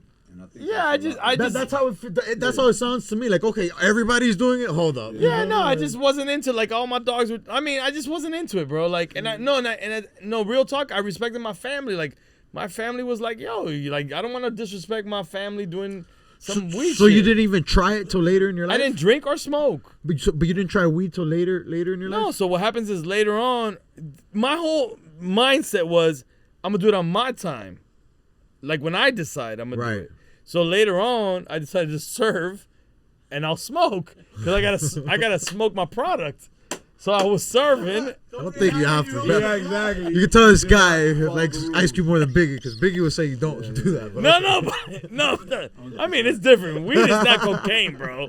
It's not cocaine. It's like, it's weed, bro. So I just gotta make sure my shit's good. So I would smoke a little bit, and then I was serving it, and I did that for like a year. And I just realized it just didn't give me a good drive. Like, I lost my drive. I was like, I don't got the same passion. I was like, let me get rid of this fucking habit. And I just stopped doing it. Cause just stuck with the Bacardi And then, Bacardi. Type Bacardi's not any better, bro. I'm not going to say that. But I mean, to each his own, though. We all have different genetic, makeup. I'm a degenerate. I do both. So it's like, Listen, yeah. I mean, look. One thing I do say to myself all the time is I'm going to be un viejo at the end of the day that's going to smoke weed. Really? I believe that in my life. Really? I think I'm going to be. But you don't burn now? That's interesting. No. You just But think I feel like I'm into going it? to be a 90-year-old that's going to eventually not drink and just fucking smoke weed. Hell yeah. And what makes a good plate of nachos? What's essential to making a good plate of Nachos is my nachos? favorite thing in the whole wide world, bro. Layered. I like that. I get cheese fries layered, so nachos got to be layered for sure. No, you got it. Bro, who the fuck is talking about nachos? Why is that even a question? He just You're DJ EFN. We got to have these crazy questions. Yo, nachos are my favorite thing in the whole wide world, bro. I try to lure all my girlfriends into nachos life. I make them a good plate of nachos, bro. Okay, so how do you make a good plate of nachos? So you gotta get the pan that has like the deep pan, right? You gotta get the deep pan. You put the fucking nachos in the first layer, and you put the cheese, the jalapenos, What kind of cheese are we using? Just shredded? No, just bro. What do you mean? Like you put the cheddar cheese, and you gotta put the mozzarella's the key. But all shredded, no like slices of cheese. We're doing shreds of shredded. Well, if you're cheese. broke, you put whatever the fuck you have. But, I like it. But okay. shredded is the way to go. Shredded Got is the way to go. You get the shredded shit, boom, boom, boom. You put the fucking onion. Repeat once more so you have 3 cheesy layers stacked in the Another pan. layer, Now scatter. Another layer, of course. Cheese and another nachos both together? Or? Relax, bro. That's one layer, bro. You gotta put the other layer on top of it. You put another layer of cheese and nachos, the fucking jalapenos, everything, bro. But you gotta pile it. So you stack it. But the secret to my nachos is if you go to fucking Publix, they have this fucking I think it's a Cuban thing too. It's like that cheese that you put in crackers. What's that fucking Queso crema? cheddar? Yeah, it's like a cheddar Cheese cheese. whiz. What is it? No, not cheese whiz, bro. Oh, bro, what is that shit? They put it in fucking like little sandwiches. Oh fuck. Whatever, bro. There's this fucking cheese in Publix. Okay. If you go there, it's in a little packet. When you go to the deli section, and it's like a cream cheese with cheddar cheese and pimientos. You take that shit. You put pimento? You put that shit on the top, Pimento bro, cheese? and then you put that shit in the oven. Holy shit, kebabs, bro. Pimento cheese melts? I gave you the best nacho recipe ever in life, Yeah. and I gained a lot of girlfriends that way. I've never been into nachos. With the nachos. What? But my ex used to make them fire with like picadillo, like. With fire. picadillo? No, relax, bro. That's adding too much shit on there, bro. You can't put picadillos on that. That's too heavy. No, I don't know. No, like on the bottom. No, bro. On the side, you could put picadillo. Maybe on the side, you put guacamole. Relax, bro. Relax. You can't put all that shit on there, bro. Imagine, bro. My First of all, I don't like your fucking background noise, bro. Relax, man. And then before having a crazy good podcast, you had a crazy good store, a clothing store, was it? Yeah, Crazy Goods. It was on Bird Road and 137th Avenue. It was a hip-hop clothing store that we sold mixtapes. We had a record pool. Kendall's first, no? Was there anything No, like the that? back way was Kendall's first hip-hop store. Wow. The But- back way. And the point. And the point. The difference between us and all... Well, I'm not going to say for the back way, but the point. The thing is that there was a stigma in hip-hop stores at that time. It was very like there was gangs going in there. There was beef. There was all kinds of issues and problems. They always sold bongs and weed shit. So okay, so it was like I got it. So I had like the smoke shop paraphernalia. It was a vibe. smoke shop / Paraphernalia. gang spot. Real talk. Uh-huh. Like the point was definitely a gang spot.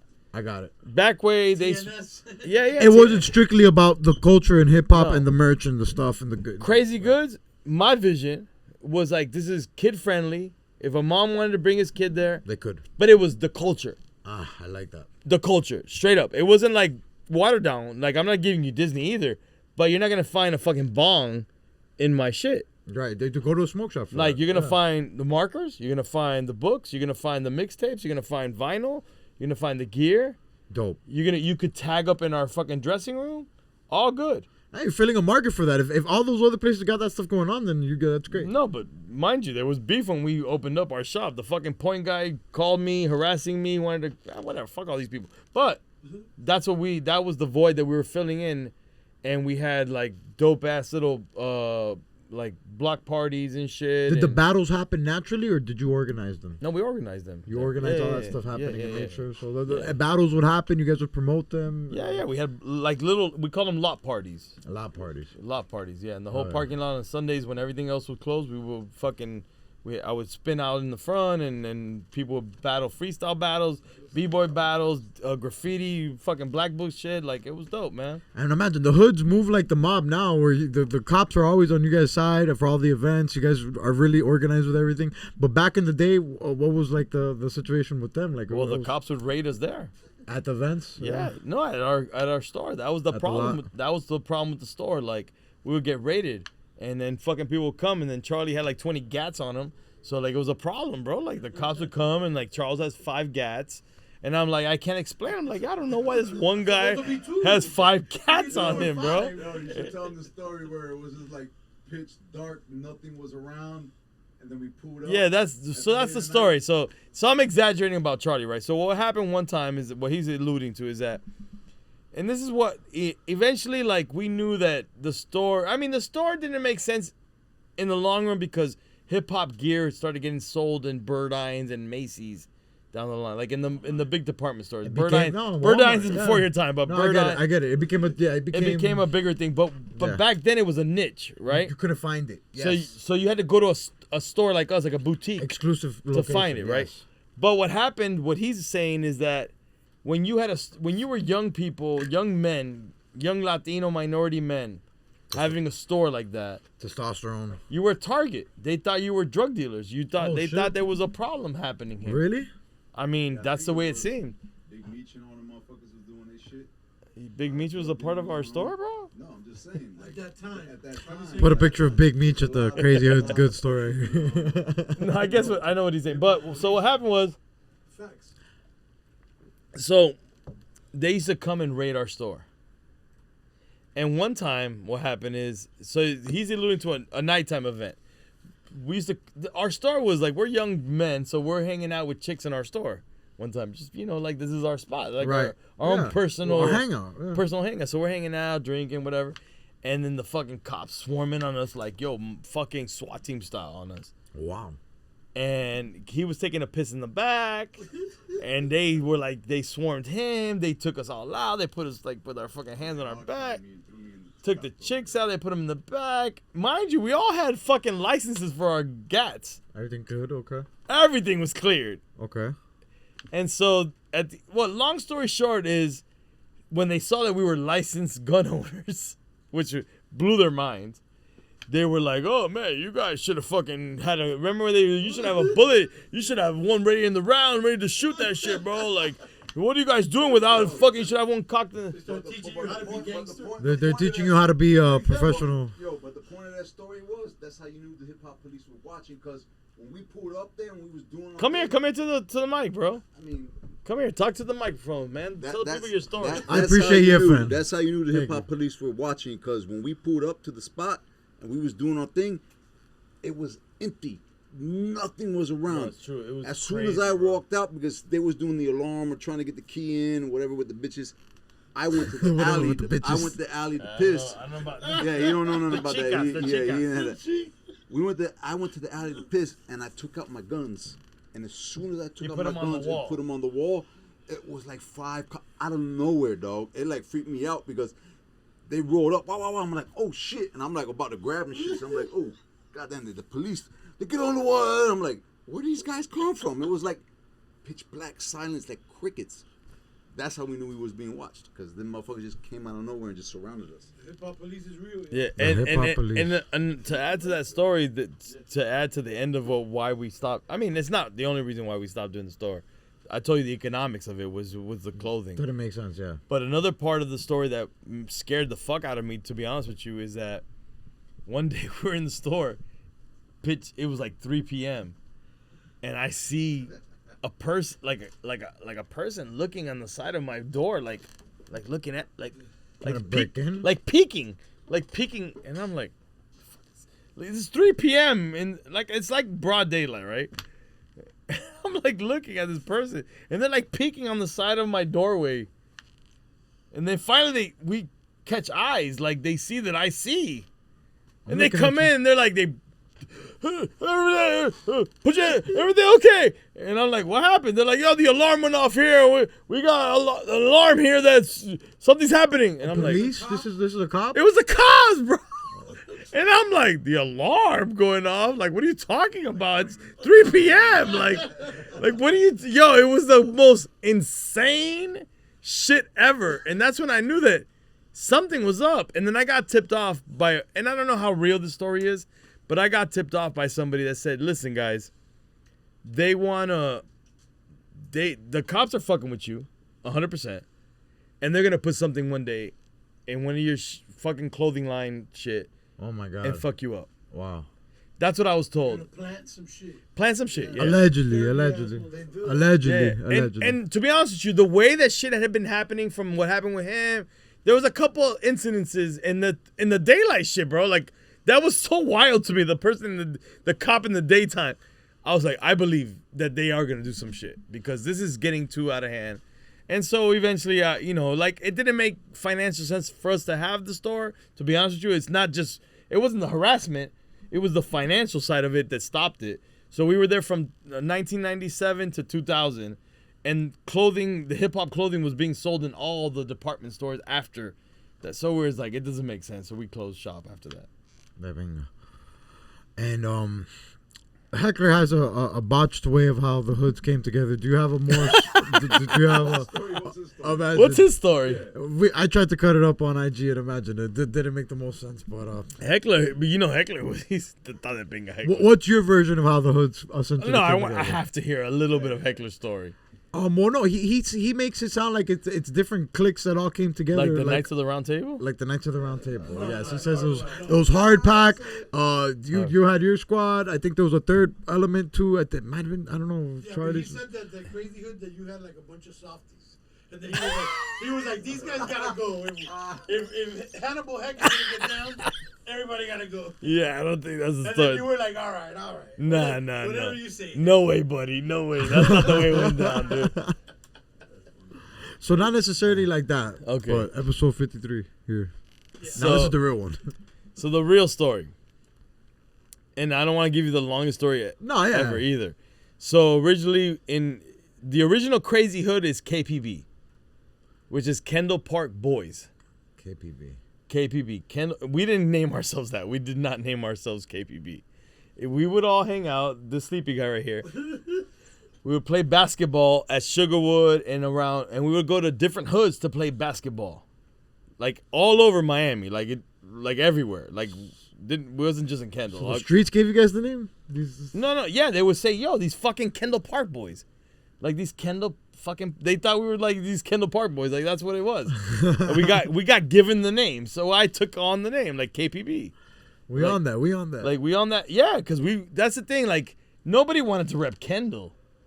But KPB's a little cooler. No, but what I'm trying to say to you is that I've always was, that's the thing about hip hop for me. Like I wanted to rep, hip hop said rep where you're at. Rep where you're from. Mm-hmm. Don't be ashamed. Right. I'm like, fuck, I'm from Kendall, bro. 100%. And I had dudes in Kendall who were ill in hip hop doing all kinds of shit and like, I'm not repping Kendall. And I'm like, bro, but we're from Kendall. How else can we do it if we don't rep Kendall? How else are we going to give credit to this place? It was the same shit in Hialeah. So you understand. So that's the thing. So, I mean, I didn't give myself the name KPB, but people were calling us out like, yo, those are the Kendall Park boys. Kendall Park boys coming again. Kendall Park boys doing it again. So KPB was the original name of the crew. Right? And so Hard Pack was Hector in them. Yeah. And then Big Drain had Poetic Symbols. That was their crew. Okay. We're all the hip hop kids in our high school because in this era, hip hop isn't big. You had the hip hop kids. I always tell people we're the same as the gothic kids. The gothic kids are there and the hip hop kids are there. Yeah. And the fucking jocks are over there. The grunge guys. Yeah, the grunge guys over there. Like that's the way it was, bro. We were the hip hop kids. Now the difference with our hip hop crew is that we're from different places. Like we represent different things. Like I'm originally born in LA, representing Miami. He's from Jersey. Like we all had these different representations, but we weren't like this like homogeneous thing, you know? Nonetheless, so we're KPB. And KPB evolves into this thing where I'm graduating high school and I'm like, bro, what am I going to do in life? I don't see a future in going to college. My mom worked at Miami-Dade, so I had a free ride at Miami-Dade. Oh, really? If you work, you could get your kid go to school? I could just go to school, yeah. Wow, I didn't know that. Bro, which affected me at a point where I had to represent for my mom later in life. So I'm like, all right, I'm gonna go to school though, nonetheless. But I mean, I had no real direction. You know what I'm saying? All I had passion for was music, was hip hop. Hip hop is my ultimate passion, and representing Miami hip hop was my ultimate passion. So that's where I come up with Crazyhood. My senior year of high school, 93, it's Crazyhood Productions. I don't know what it's going to be. I don't know what it's going to do. There's no real vision. Full circle to what you said earlier. You didn't understand. You just said, but I want to be making stuff. I want to represent Miami hip-hop in some way. Yeah. I want to put Miami on the map in some way. I want to be representing Miami hip-hop in some way. And this is what Crazyhood Productions. And that's the only thing I could come up with at the time. And then the umbrellas kind of formed. So what happens is that as I start, the first thing that evolves from doing our first party, we do a first party which got shot up, which I alluded to before, and that was cool. But what happens is it gets shot up, but CHP is the party, the promoters, and in that era, if something gets shot up, it's like you're the coolest people in the world at that time. Like everybody's like, "Yo, did you go to the party that got shot up?" So we got instant fame. CHP got instant fame. Wow. Locally, like, yes. Oh shit, that party was crazy. It's a viral moment. It's a viral moment. It's viral in that era. It's, yo, that shit got crazy, bro. That guy got shot up. It was crazy. So that actually didn't hinder us. It helped us. And then I said, okay, I did want to be a DJ. I just didn't have equipment. I didn't have money for equipment. And then I bought equipment. I got equipment. And then I started DJing. Then I started making mixtapes. And I started putting out mixtapes. And when I start putting out mixtapes, then I find out that Heckler's rapping.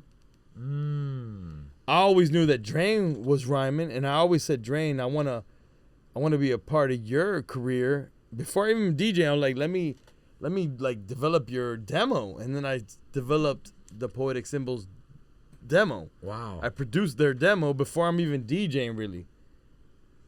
And That's crazy. Yeah, and so I'm trying to like condense, I'm trying to make it all quick for you. Because it's a long story, but so I'm making my mixtapes, and then Heckler, I'm like, Heckler, I invite him to do a freestyle for the mixtape. I'm already producing these people's demos. We're shopping their demos at How Can I Be Down? Like, and that's how the whole movement, and that's how the alliance is formed, because the alliance is KPB, which is CHP at this point, Poetic Symbols, and UE, which is Underworld Elements, which is Heckler's crew. And that's the alliance, and that's how we make the alliance crew. And then we move forward from there. And then that turns into the Hoods. And then Crazyhood is all of those people. I mean, Crazyhood had a lot of people, but there's people that left from part of that. Heckler got rid of them. No, Heckler did not. CHP was like 20 motherfuckers, yo. And then, some people just, it didn't work out. They didn't see the vision. And then we kind of played the little fan casting game where we did like... Well, hold on. Sorry. Oh. I just want to give you a side note, just to give you a side how some people that didn't survive CHP were successful. You know what Diced is, right? Who? Diced. The food? Yeah, the food place, yeah. That's my dog, Caesar. He's original CHP. Okay. My dog, Diced, is my dog. Shout out Caesar. It's my dog Caesar that was a part of our original crew. That's his cousin. That's Sleepy Thug's cousin. Put Sleepy picture right here. And he's a original Crazyhood, and he went on to do shit like that. Who's playing Paul? Who's playing Sleepy in the Crazyhood movie? A Smurf for sure. Biopic? Is that what we're doing? Eventually, we already have Heckler's going to be played by Vince Vaughn, Luis Guzman. I don't know. We gotta see. I Pachanga? think Danny DeVito's a little too old. Yeah. Luis Guzman's gonna play Eddie Giggs. We had Luis Guzman on Drinkchamps. You know that, right? That's crazy. That is insane. I was in Colombia when we did it though. That's dope. We did it from there, and he didn't appreciate that I was on the Zoom though, but it was dope. Damn. Yeah. That's the Zoom's tough. I have a lot of guests that want to do the Zoom, but. No, Zoom is not the business. You need the cadence and the chemistry and this and that. Who's playing Boris then in the? Who's playing Boris? That's a good question. What's the guy from? You want to cast yourself? Who's gonna cast? What's the candy guy in? Jonah, bro. It gotta be Jonah Hill. Jonah Hill? Nah, not Jonah Hill. Jonah in Minecraft. I was gonna say Oogie Boogie from Nightmare Before Christmas. Jack Black. I think imagine that we're thinking Jack Black's name got brought up to play the general in the Who plays you then? I don't know. I can't say. What Eddie Giggs and Heckler said. I'll take Jack Black if that's fire. That's fire. But then imagine we're gonna have to think of another famous. Man, ain't nobody bigger. Nobody bigger. I feel like it should. Well, you got if Jack Black's EFN, the person who's gonna play Boris got to be a little bit younger. It can't be the same age as Jack Black. Oogie Boogie. Oogie Boogie's crazy. From fucking the Night Before Christmas. It's Jack Black next to Oogie Boogie. Yo, wild. Place, Charlie. Oh shit! Oh, that's Vin Diesel. This is Vin Diesel. Nah, Vin Diesel. Vin Diesel. Vin Diesel for sure. Vin Weasel. Diesel like that. But imagine in the You biopic, drinking that shit by yourself? Though you wild. and instead of bro. family, he goes hoods. The Rock. The Rock. Crazyhood. Yo, that's kind of crazy. The Rock So would be who's hilarious. playing you, bro? Yeah, who's playing you? What do you mean? You're in the story too? My dad's hilarious. Who would play my dad? Yo, let bro. us know in the comments who you think's gonna play the Apex right here. Yeah, who would play you, Ubi? Wild. Man, you don't know who You gotta come with a going come for on, who's yourself. your, Oh wait, and then real quick, you want to do a plug for CHP Day? Oh, are you talking about me? I'm sorry. Yeah. I thought you were talking about Boris. CHP Day, what can we expect? CHP Day. Well, imagine. Oh man, I hope to God that we have GJ Jesse Jeff there before. Nah, so Crazyhood Day, November 16th, Sunday. It's gonna be DJ Jazzy Jeff. He's a headliner DJ. We got a DJ battle earlier from 3 p.m. We're bringing the reunion of the Zoo. So a lot of people don't know what the Zoo is.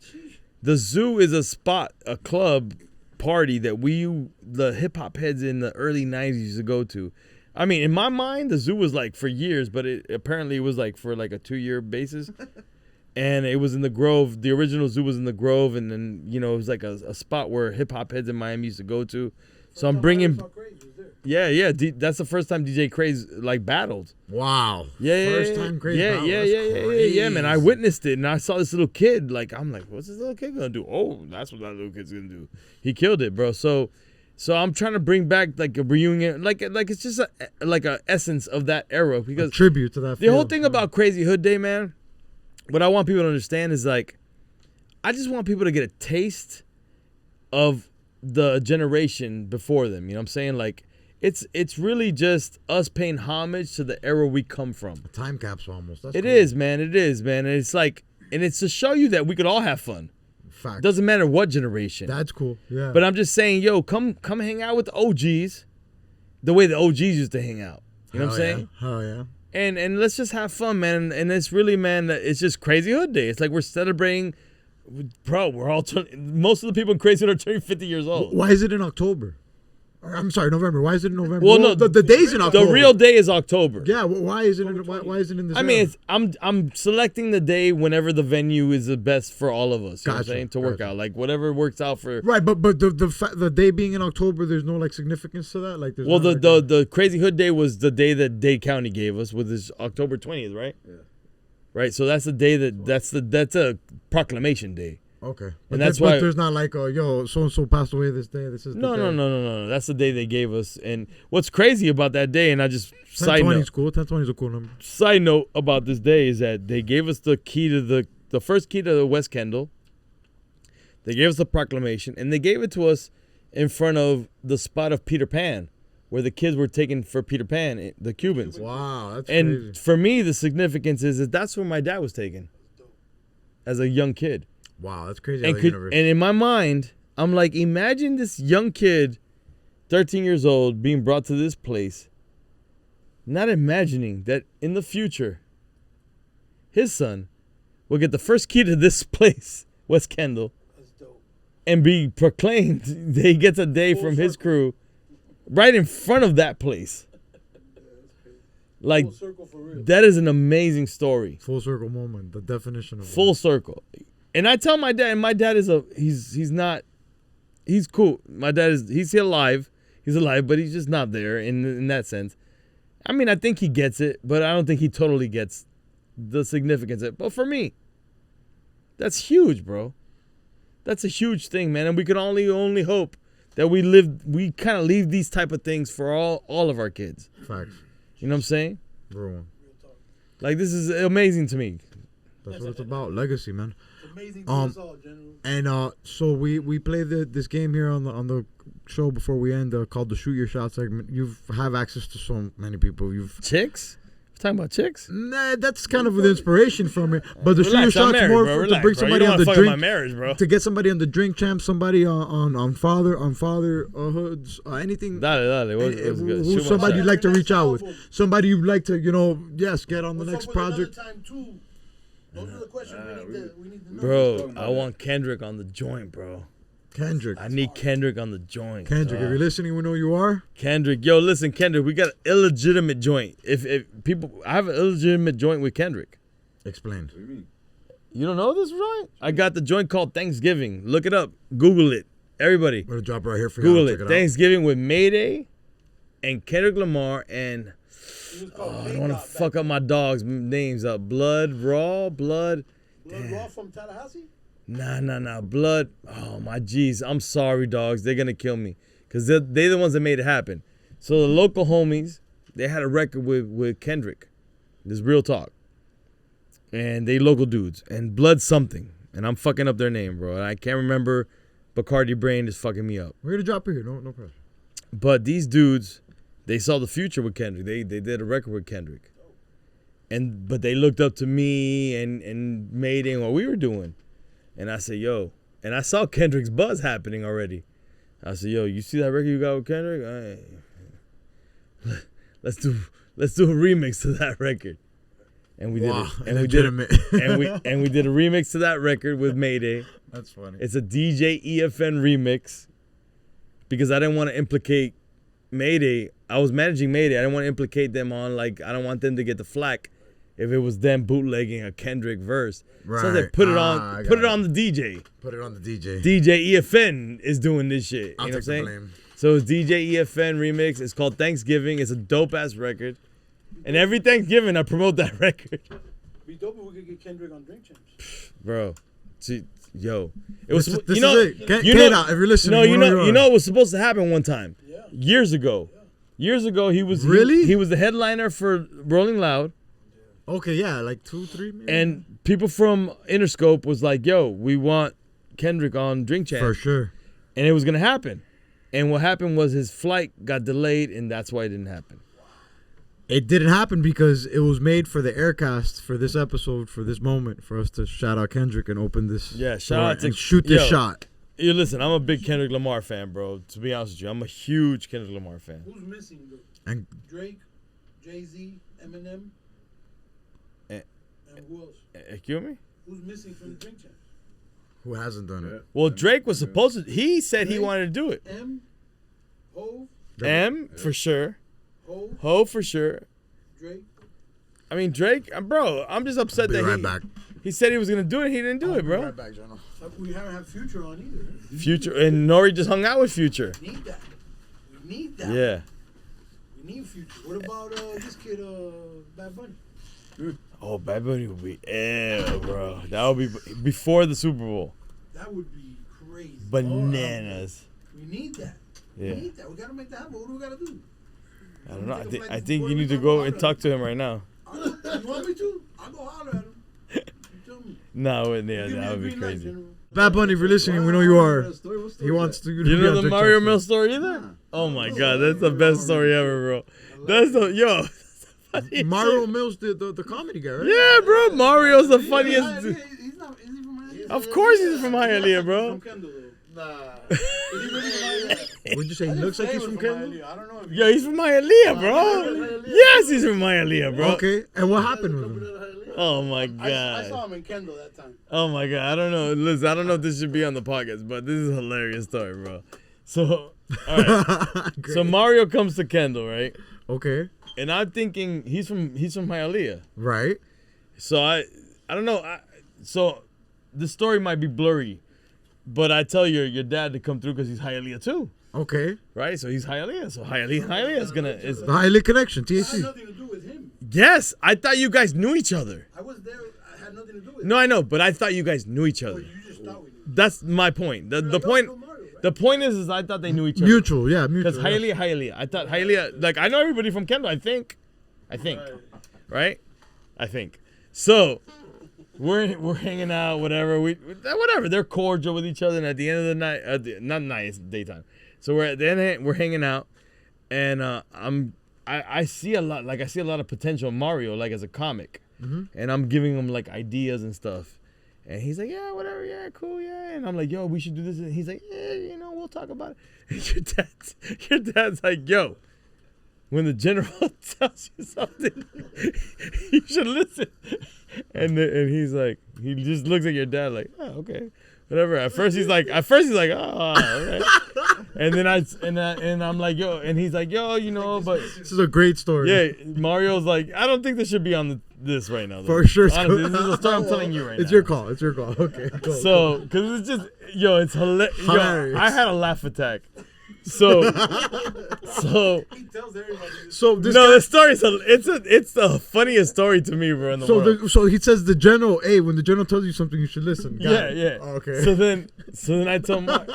So Mario just looks at him and Lynn looks at me, and then I keep going, and I'm like, yo, bro, like, yo, we should do this, boom, boom, like, yo, we should do this, and he's like, yeah, you know, like, we'll figure it out, like, I don't know. We're going over different ideas, pitching different ideas. Yeah. Okay. Like, I'm just like, yo, we could do, and he's not bits, but just like in general, like, whatever I'm telling him, like, yo, we should try this, or he's like, yeah, whatever, and then your dad's again is like, yo. A second time, the same thing? No, he doesn't. He's like, if the general, Bro. if the general tells you. This guy, bro, 25 years old. No, that's the that's the third time. That's the third way. time. He's like, yo, you should. He just says, yo, if the general tells you something, you should listen. Like, he just tells very cordially. Yo, and He's like all nonchalant. He's looking at me like, yeah. He looks at your dad like, all right, whatever, bro. And then, long story short, I keep talking, and then your dad grabs him up and takes him outside. I forget. And then I see the dude look back at me. And in my mind you. You think they know each other? You think I they're think they're homies. Hialeah brethren. They're smoking a Hialeah joint. They're on some This is Hialeah shit. Hialeah. This is Hialeah. This is Hialeah family. So what happened? Right? In my mind. So they're they go Hialeah. out. They have the Your dad grabs him up and walks him out, and the dude looks back at me like a little lamb, like, help me! Like, he looks at me, and your dad grabs him like a mafioso and takes him outside, and then he comes back in. He said to me, "Yo, I'm out of here." The guy says, Mario says, "I'm out of here, bro." He leaves, and then I was like, "Yo, what?" He's like, yo, bro, who the fuck is that guy? My dad. And why the fuck does he keep calling you the... Who is that? Oh, he told you that? Yeah, he said, why the fuck he keeps calling you the Jenner? Who the fuck is that guy? Hey, this is hilarious. He's gonna watch this and crack up. This is too good. This is too good. I'm mad because you keep calling me. Nobody called you that shit. Yeah. That's all I said. You gotta call him that He shit. said, why the fuck does he keep That is so funny. Why does he keep calling you the Jenner? That's the funniest shit I've heard in my life, bro. I thought these guys are friends. It's like you're the guy that controls KFC or some shit. I gotta know. What did you answer him? What did you answer him when he told you, who is that guy? My I fat said, homie, you be from Hialeah. No, I just said, yo, that's my dog, bro. Like, I don't know. I mean, I just told him that's my dog. Like, I don't think I explained the general part to him, but I just said that's my dog. I like the general part. He's like, I'm not explaining that shit. No, you know what's funny? My wife had a similar response, like a similar reaction to all that general shit too. Like, my wife was like, "What?" My wife's from LA. She's like, "So what the fuck they call you the general?" I'm like, "Yo, I'm into the military. I'm into platoon. I don't know. I wear camo shorts. I'm into army shit. I think of everything as an army." But not for nothing. He's been calling you the general for like fucking ever. Forever. Like forever. No, but you know, that's what it always was, though. but you know what's funny? Rest in peace. No, yes, but rest in peace to Da Vinci. Da Vinci. Damn, rest There's in a peace. whole generation of people that called me the general. There's a whole generation of people that I don't know why, but it must be from the mixtapes too. Oh yeah, The there's a whole mixtapes, generation of people that would call me the general. Like, it wasn't like it wasn't weird. It was just like, yo, what's up, the general? Well, like they just that's what it was. But No, but you had a mixtape that was the to general. someone who didn't get it, they would just be like, why the fuck? You're not Patton. You're not General Patton. Yeah. Oh, like Stolen Valor is like, yo, this guy serve. No, but but Mario was hilarious. But you had a mixtape that was the general or some shit like that. Yeah, That's how no. came I mean, I've always been to military shit. Right, I was part of the brand. Like, I've always a part of that. Like, that was my thing. But I think on the high times you said it a few times too. I did. Shout out High Times, legendary mixtape my dad put out, hosted by EFN. Well, I had a whole mixtape called The General, where Yeah, that that's was what my I'm whole trying to thing, say. the whole It's a mixtape. Right around that time. Yeah. All right, we end every episode with the big 3 draft. There's a lot of things we could talk about. I was originally going to say. Mario, bro. Sorry. No, he's going to watch this. This is hilarious. My dad here. He's gonna watch this and he's gonna want to come in and explain his side of the story. I hope so. That or he's gonna be like, that fat motherfucker's gonna be there. No way. Nah. Mario's mad cool, bro. No, for sure. He's hilarious. No wonder my dad never told me this story. He's killing the game too right now. Yeah, killing it for real. So anyways, every episode we end with the big 3 draft. Originally I was gonna say let's draft our favorite Crazyhood members, but instead of that I was thinking. So in episode 45 with shout out Booby and Khan, we drafted. You're one of those dudes that know the episodes. I challenged myself to. Yeah, you're like that one dude I watched. His own episode. Don't think he's not talking about Drinkchamps. No. But I watched this one dude that he knows all his episodes. Glassman's the only other one that I know that's on that. But shout out Rick Glassman. So anyways, on 45 we drafted the best wedding songs of all time. Wedding songs. Yeah, songs that we want played at our wedding. And in that draft, I thought of the most, I made a point that I think the most popular hip-hop song of all time is In the Club by 50 Cent. Because I made this example. I was like, bro, you could get the whitest of white person who has no understanding of hip-hop music, and they're going to say, you could find me in the club, go shorty, it's your birthday. And, I think that's generation, that's universal. I get it. So I wanted to draft most popular hip-hop songs, but I want to open it up. I think, let's draft the most, world-renowned songs of all time. Top 3. What the fuck, bro? That's very. In your opinion. No, bro. It's That's a draft. Crazy, bro. It's a draft. No, it's too wild.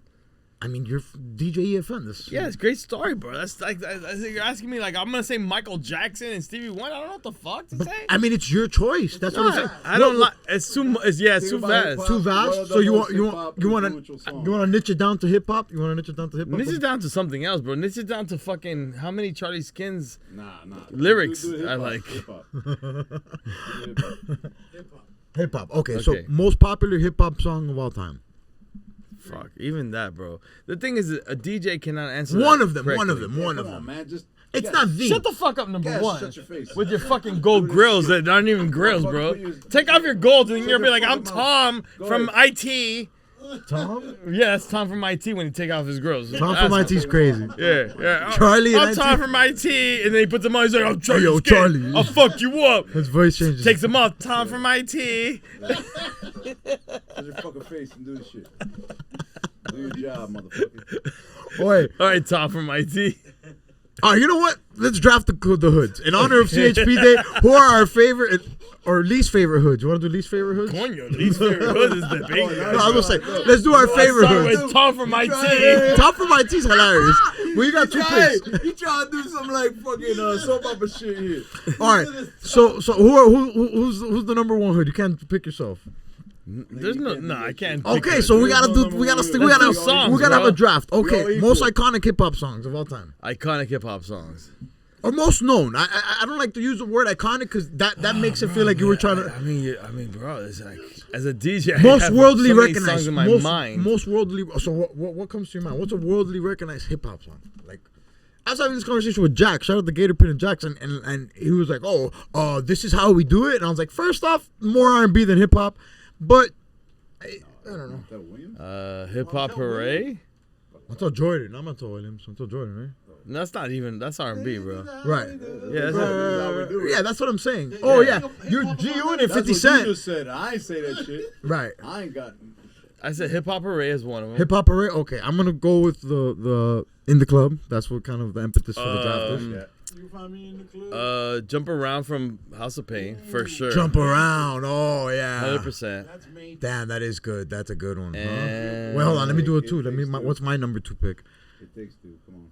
Yeah, It Takes 2. Damn. Okay, Charlie. Bro, you can't let him influence you, bro. Get the fuck out of here, bro. It's good. It's good. He's on camera. He's on camera. Hey, now it's justified. So Tom from IT is influencing you? Tom from IT, yes. I'll cut your accent If you've been watching the podcast for 2 hours already, you've been wondering this whole time, Charlie in the back. Don't worry about He it. has a pick in the draft, my boy. Tom from IT got a pick in the draft. It takes 2. It takes 2 to make things go right. That's a sick pick. Go Yeah, ahead. but that's not even the generation I was thinking about. All right. Well, that's the thing. It could the draft. No, 100%. No, you guys are good. You good. So we got Your House draft. of Pain, You got 2 legendary picks. and I said, what was the other one I Hip said? Hop Parade. Hip Hop Hooray. Hooray, which is funny because I'm gonna throw something at you with hip hop array. Hip hop being said in songs was not cool originally. I don't know if you remember this. Hip hop being the term hip hop. You did not say hip hop when you were hip hop. So this was like an outside looking in thing. Like you were called hip hop. You didn't say I'm hip hop. You never said I'm hip hop. So when a song was made, hip hop array, it was like, that's not cool. We don't say we're hip hop. Yeah, we don't say we do that. Yeah, but it's Naughty by Nature, and they're cool. So that allowed it to happen. They made it cool. So whose side are we on right now? Because I'm ready. Does that make sense to you though? They made it cool. Yes, and they made it cool. They made like we never called ourselves hip hop. Hip hop was never the thing to say for each other. Yes. Yo, you're hip hop, bro. No. Nobody said that. Hip hop. We listen to hip hop, but we don't talk about it like we're hip hop. That's what it is, but yeah, I get you. It wasn't something you wore like this. I am hip hop. Like in a rap song, like a rapper at that time that said, "I'm hip hop." Like that was like you do not say that. That's kind of like the mainstream way of addressing what hip hop was a tag that it's like you don't tag yourself. You get it? You let the world do that. You don't do that yourself. Yeah, you don't do that. Hip hop. They're calling us hip hop, but we are us. So they changed that. They changed. They 100% changed. That's crazy. That's actually crazy. And we didn't like it. Like hip hop heads originally were resistant to when Hip Hop Hooray came out, but it was such a dope song. It was such a dope song. And what's your last pick then for the draft? So Hip Hop Hooray, Jump Around. Straight out Compton. No, and by that time when that dropped on Bing, he's not gonna let Tony from IT. Self-destruction and all that, and it kind of KRS made it cool. Right. This is hip hop. It's our culture. Right. He kind of made it. Well, I mean, we all knew it was hip hop, dude. Right. But yeah, you're right. Some people saying it out loud made it cool. Right. But it wasn't cool to say it, you know? And then N.O.R.E dropping that, it became an anthem. Mm-hmm. It did. Straight out Compton. Tom from IT, please relax. Tom from IT's got his own draft in the back, his own picks. The third pick. It is straight out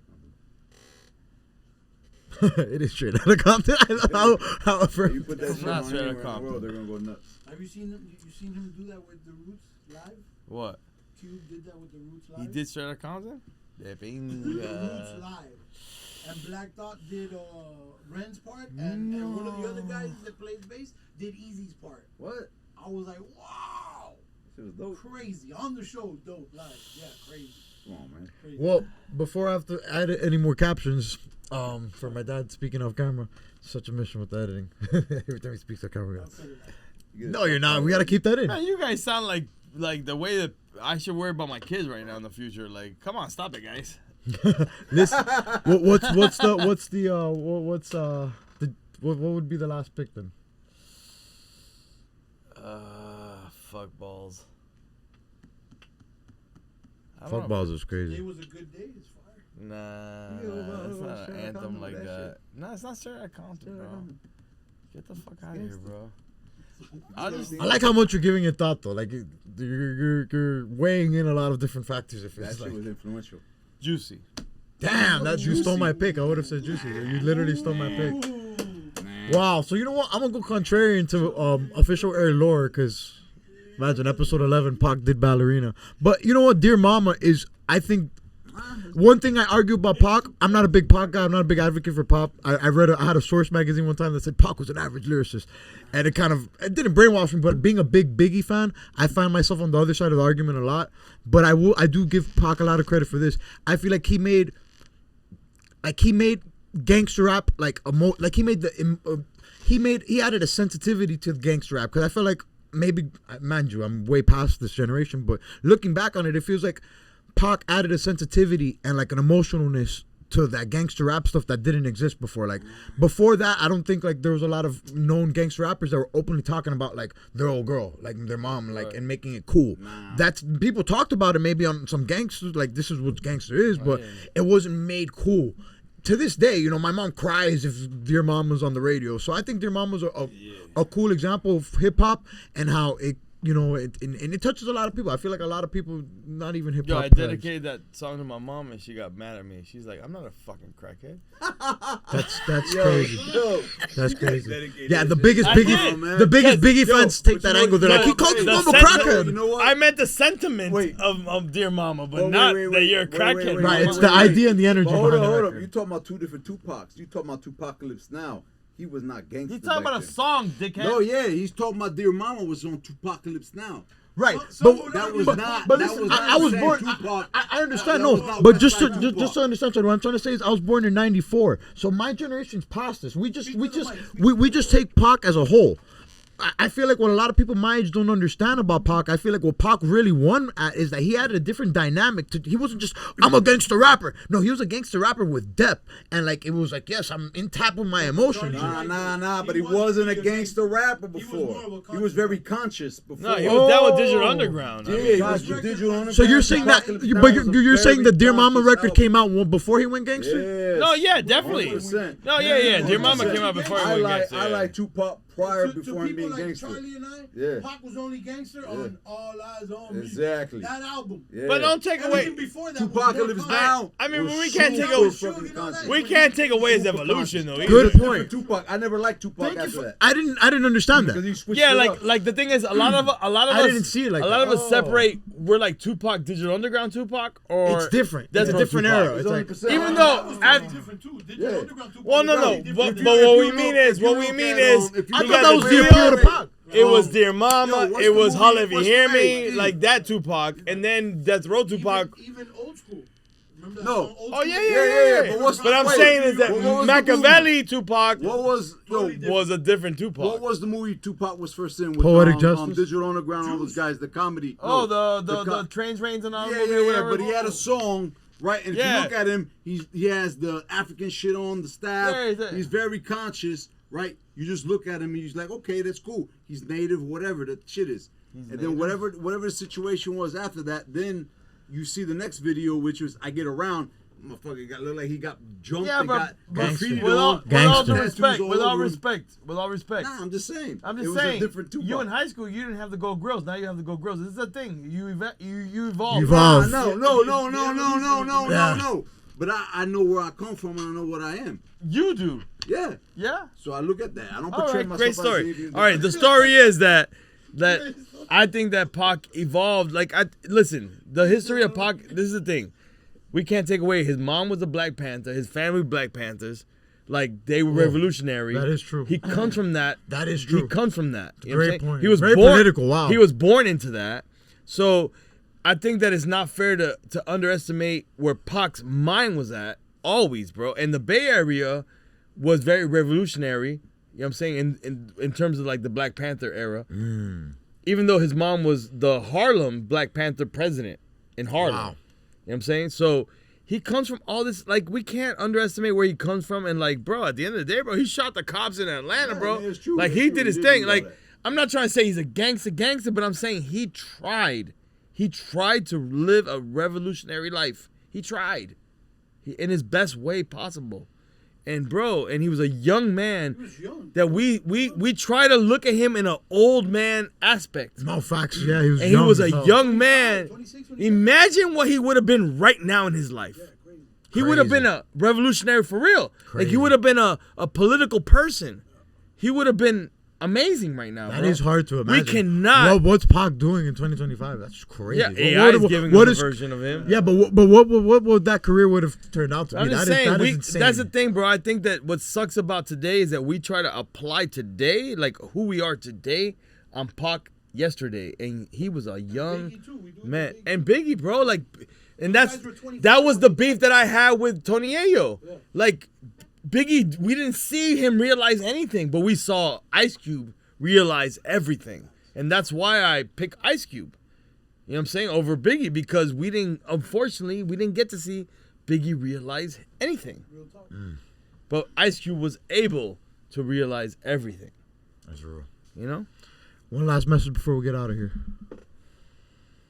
One last. Yeah, that felt like the last message. You were giving the last message. Yeah, the last message is subscribe and check out the Patreon, and then now the last message from our guest. No, the last message going on. I don't have no fucking message for you, bro. That's the message. November 16th. Nah. I don't want to give that message either.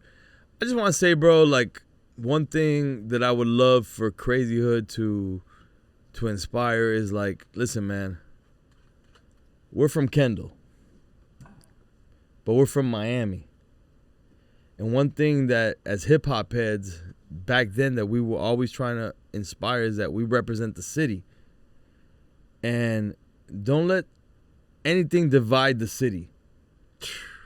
You know, like we all from Miami. Facts. And this goes on a greater level too as well, but let's just go micro. Yeah. Micro on some hip hop micro shit. We could take this macro if you want to take it macro, but let's just take it micro.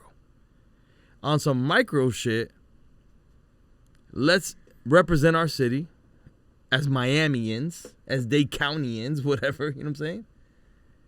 Let's unite in this city, make an industry for ourselves.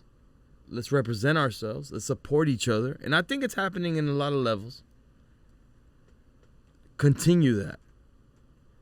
Don't let people infiltrate that. And don't let people say this is the way it should sound either. If you from Miami, I don't give a fuck how you sound. You from Miami, you rep Miami, sound how you sound. That's what it sounds. You sound from here, you sound from there, you sound from whatever. That's you. Don't let anybody tell you how you supposed to sound from Miami. As long as you rep Miami. Because sometimes people will sound something else and rep something else. Right. Rep the crib. Rep the crib, stand by the crib, unite the crib, support the crib. Now, that comes with something. If shit's whack, instead of degrading or talking down on somebody, go to them and say, "Hey, man, you could do better.